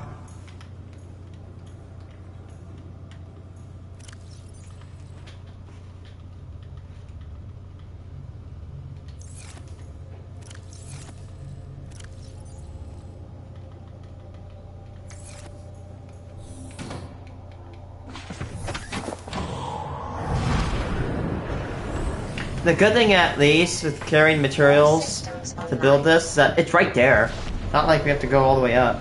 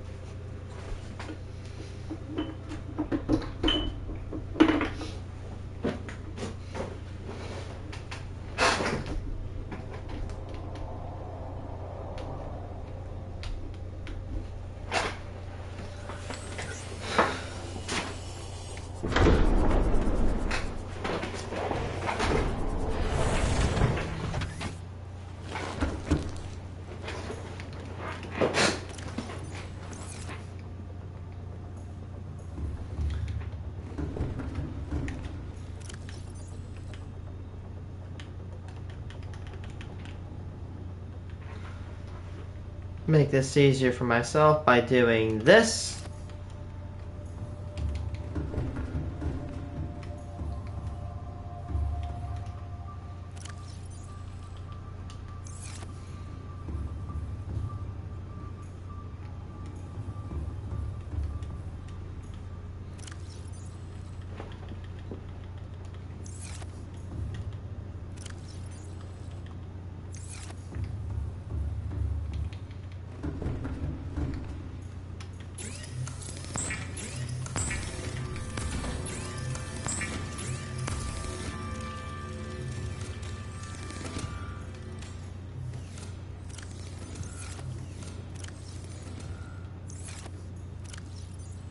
Oh look, we have copies of the stuff. Pretty sure we do.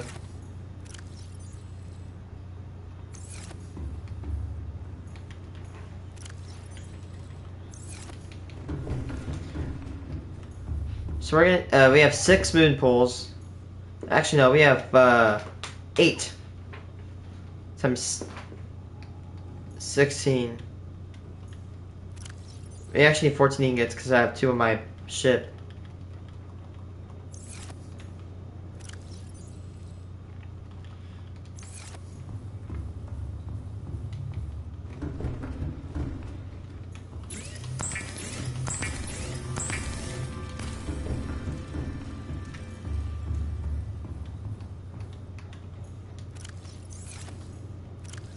I don't know if we'll have enough titanium for to finish off the thermal plant, so you have to go pick a little bit more up.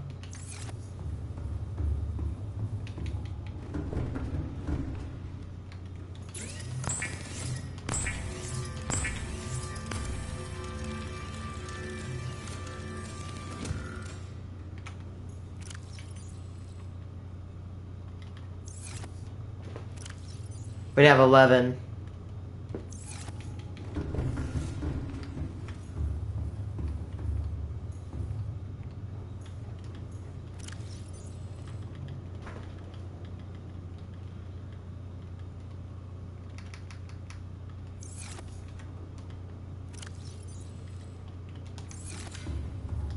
We need 5 more.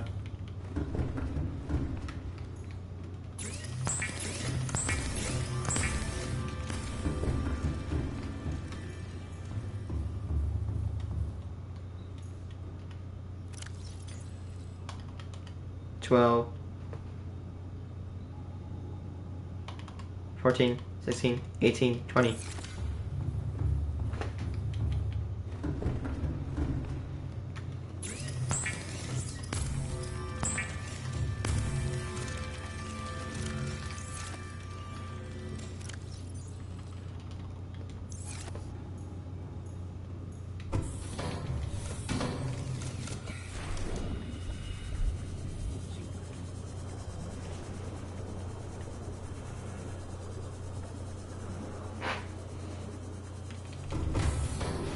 Welcome aboard, Captain. All systems online.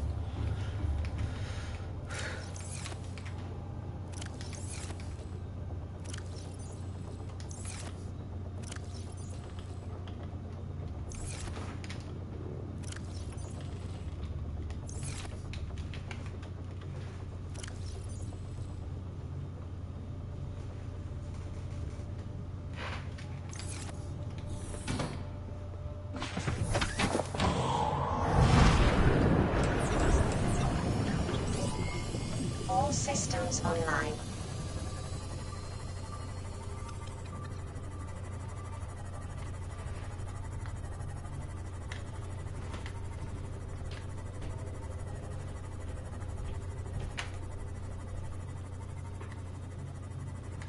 Okay, I'm watching a tornado video. You know what the least creative name for a town is? I'm sorry, it's Springfield. You know how many times I look at a town, I see either Lexington. Oh, ready? Your state has at least one Lexington, one Concord, one Springfield. Well, I guarantee you.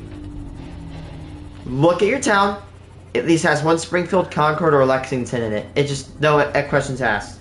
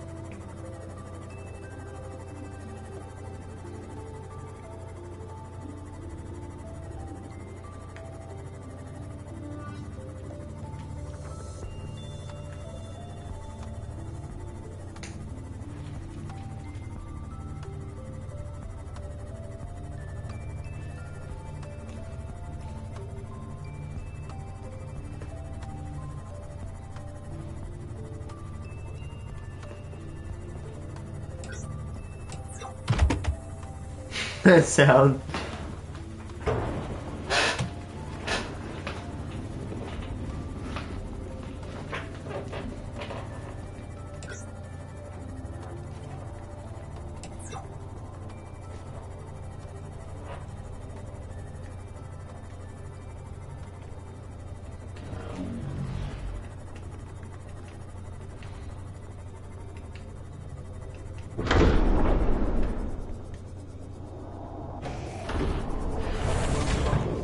Captain.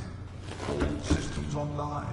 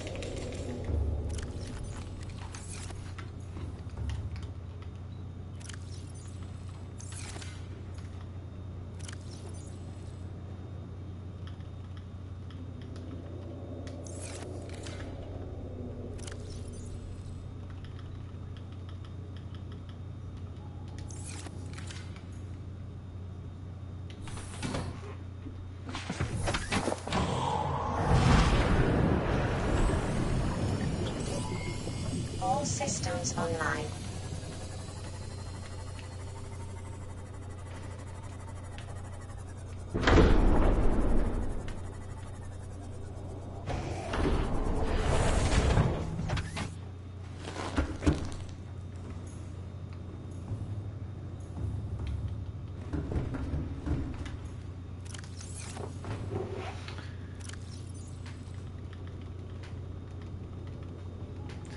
These pants, I'm getting sick and tired of my. Like it feels tight around the knees, the inner knees. It is really bugging me. I might go I have to change, guys.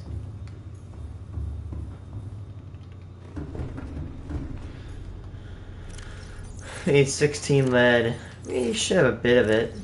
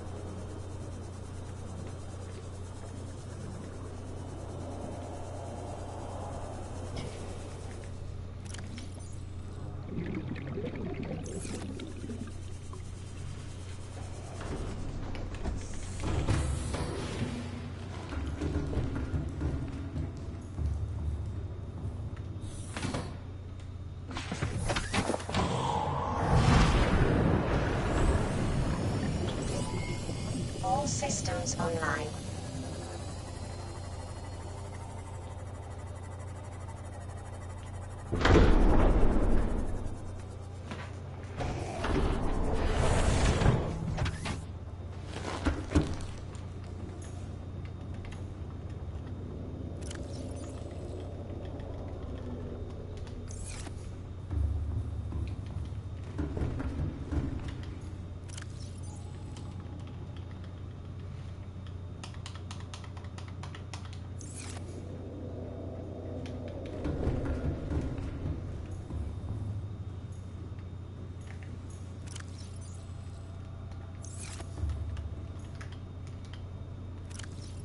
I think my inventory is perfectly big enough. Oh.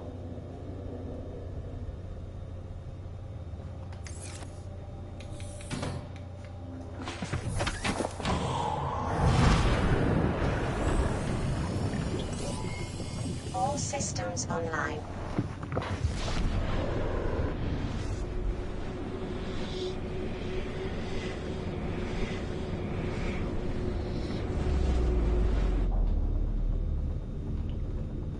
We're gonna need more lead for those.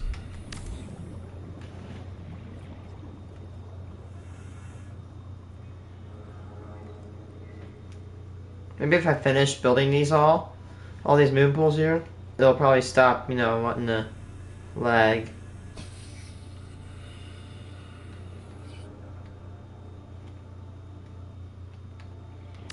Minus 12? Oof. You better put some reinforcements on these.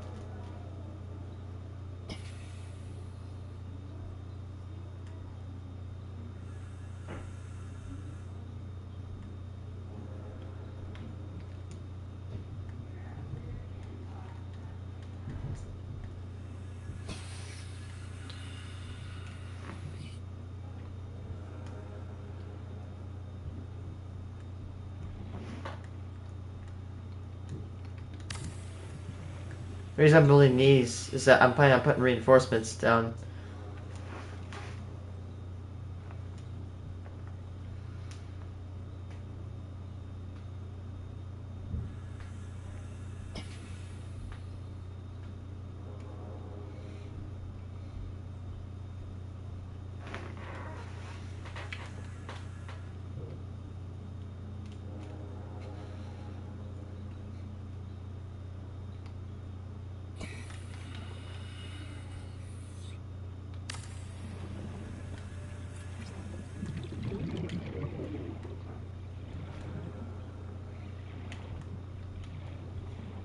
Warning, emergency power only. Oxygen production offline.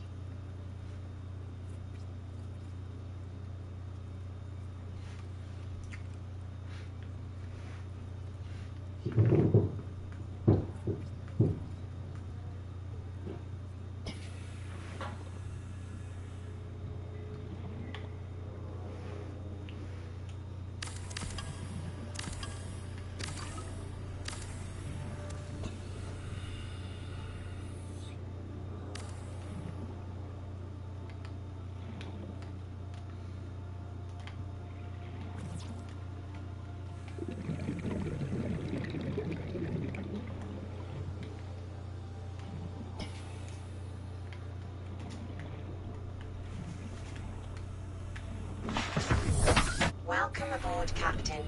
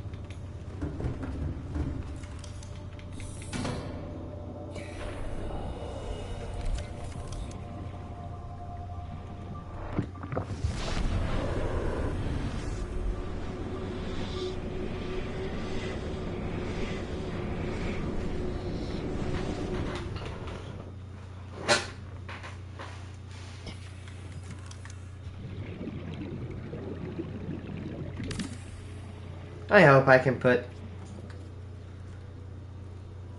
I hope I can build one a moon pool between here. I doubt it, because you know I can.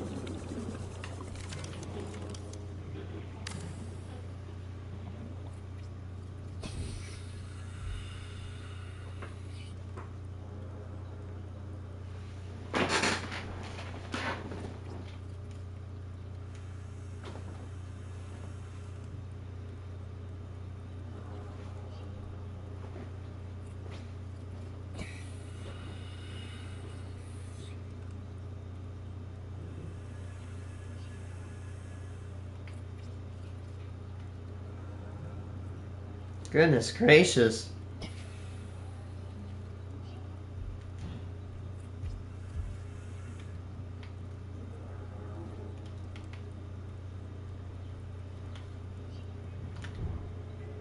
Shit, we didn't just soft crash the game, did we?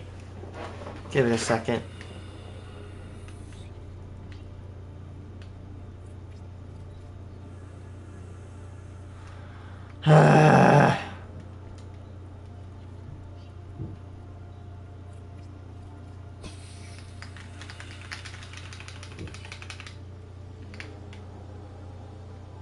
I'm saving right here.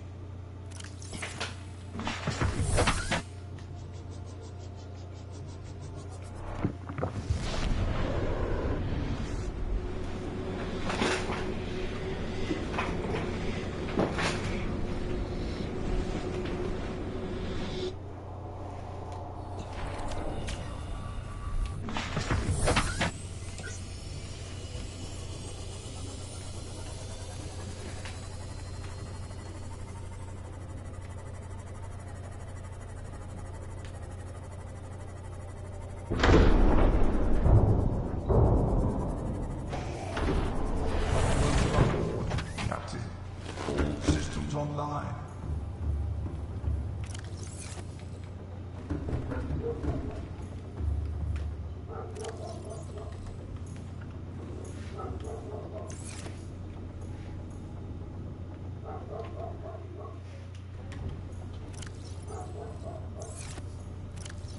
Wonder where the viewers are at. I don't know. I'll be patient. Let them trickle in. They're probably doing things of their own.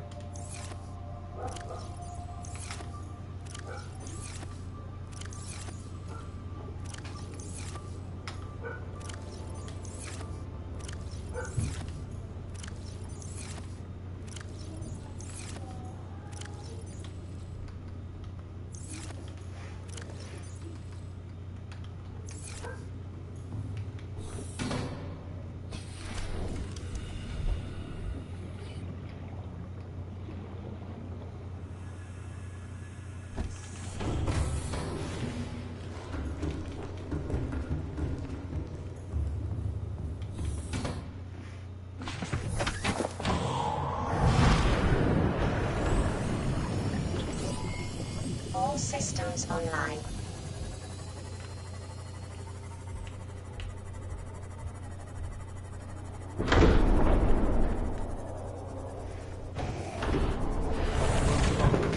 Captain. All systems online.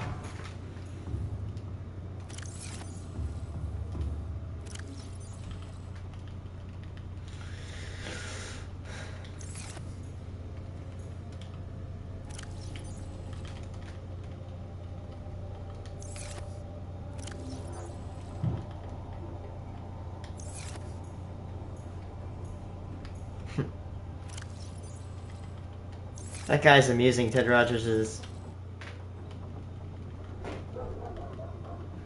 I'm probably thinking about getting rid of him because he was being a creep when he was joining my chat.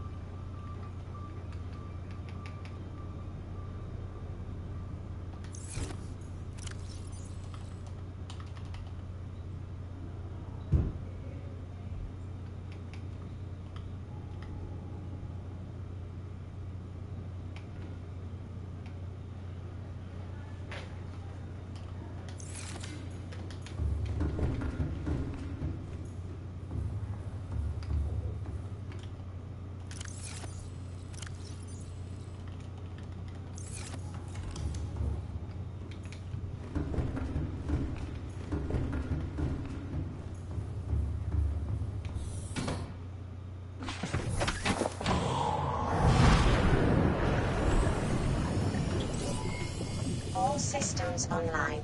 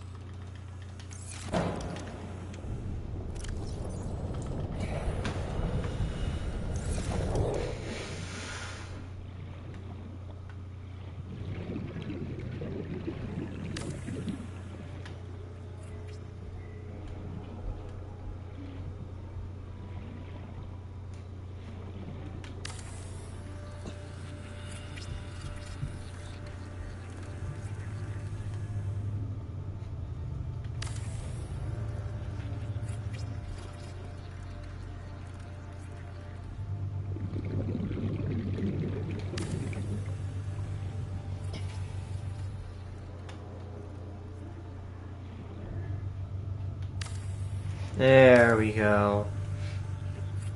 If this reinforcement doesn't do it, which I doubt it won't, and the reinforcements on the top will.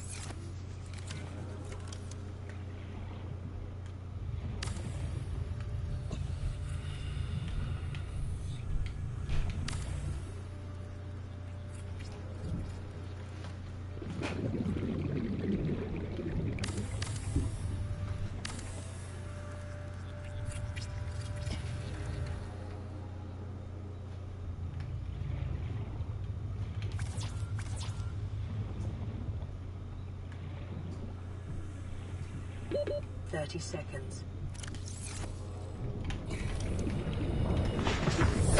Welcome aboard, Captain.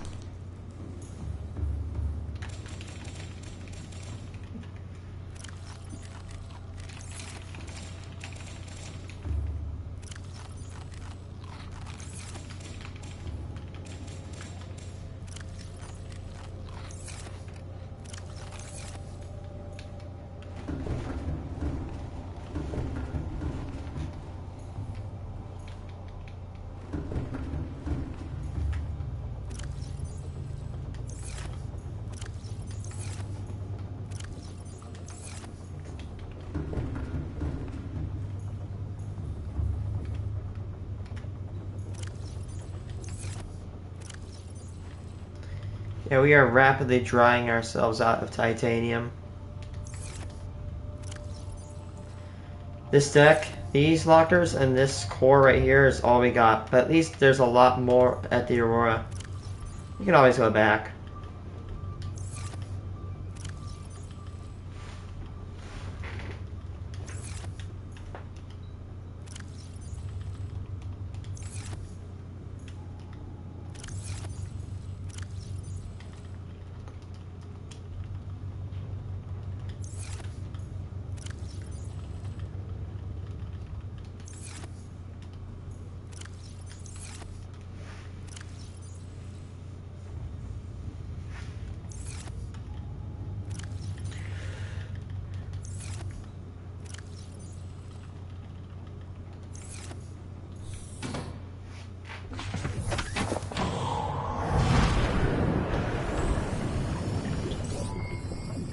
systems online.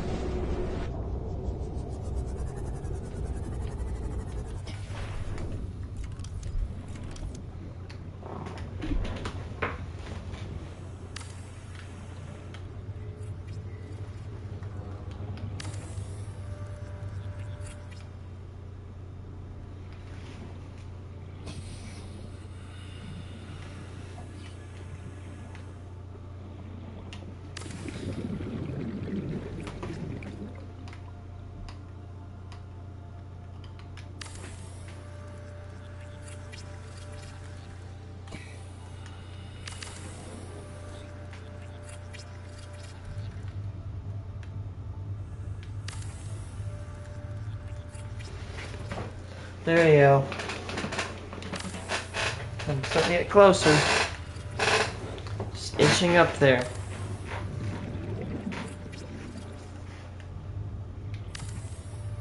Yeah, it feels to finally get this section done.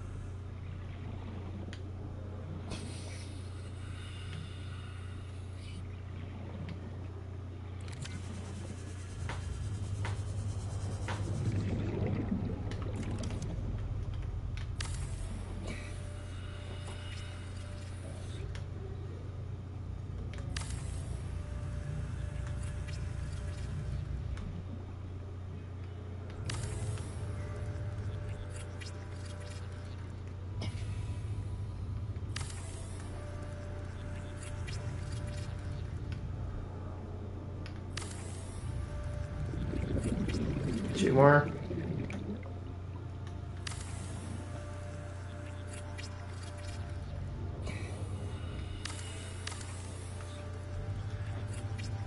Bam.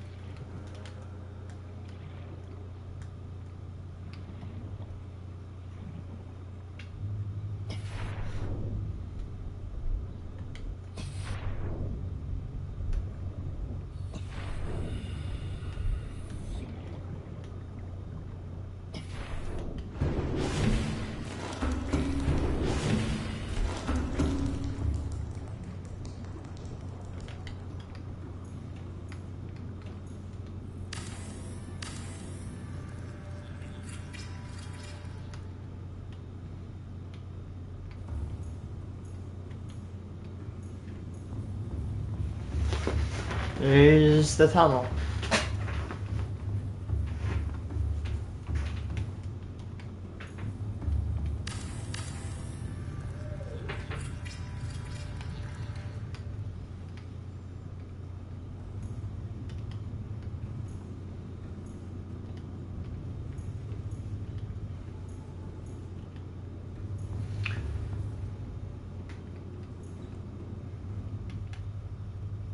That's a 105-meter drop.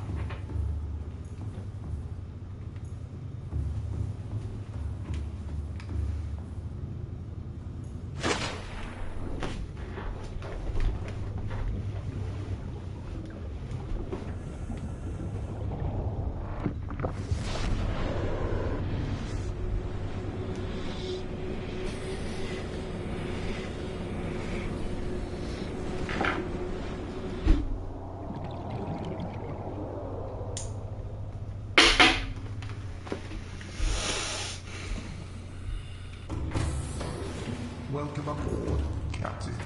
All systems online.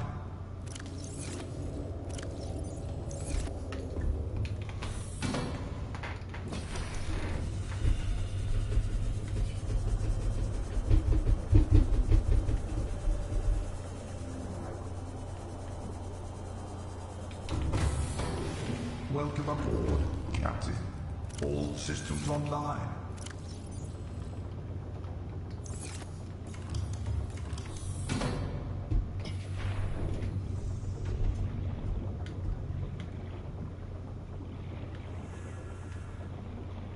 Welcome aboard, Captain.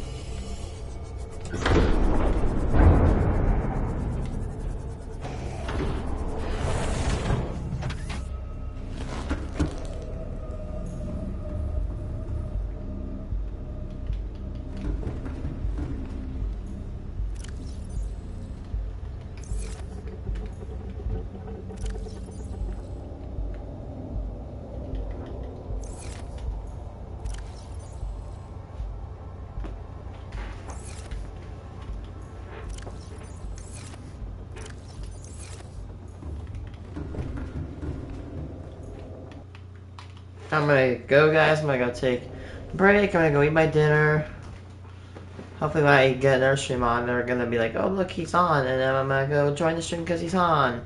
I may have to do laundry, but yeah, I'm gonna try to get back on tonight. I should be back on tonight, no matter what. But yeah, sub if you want. I'll be back.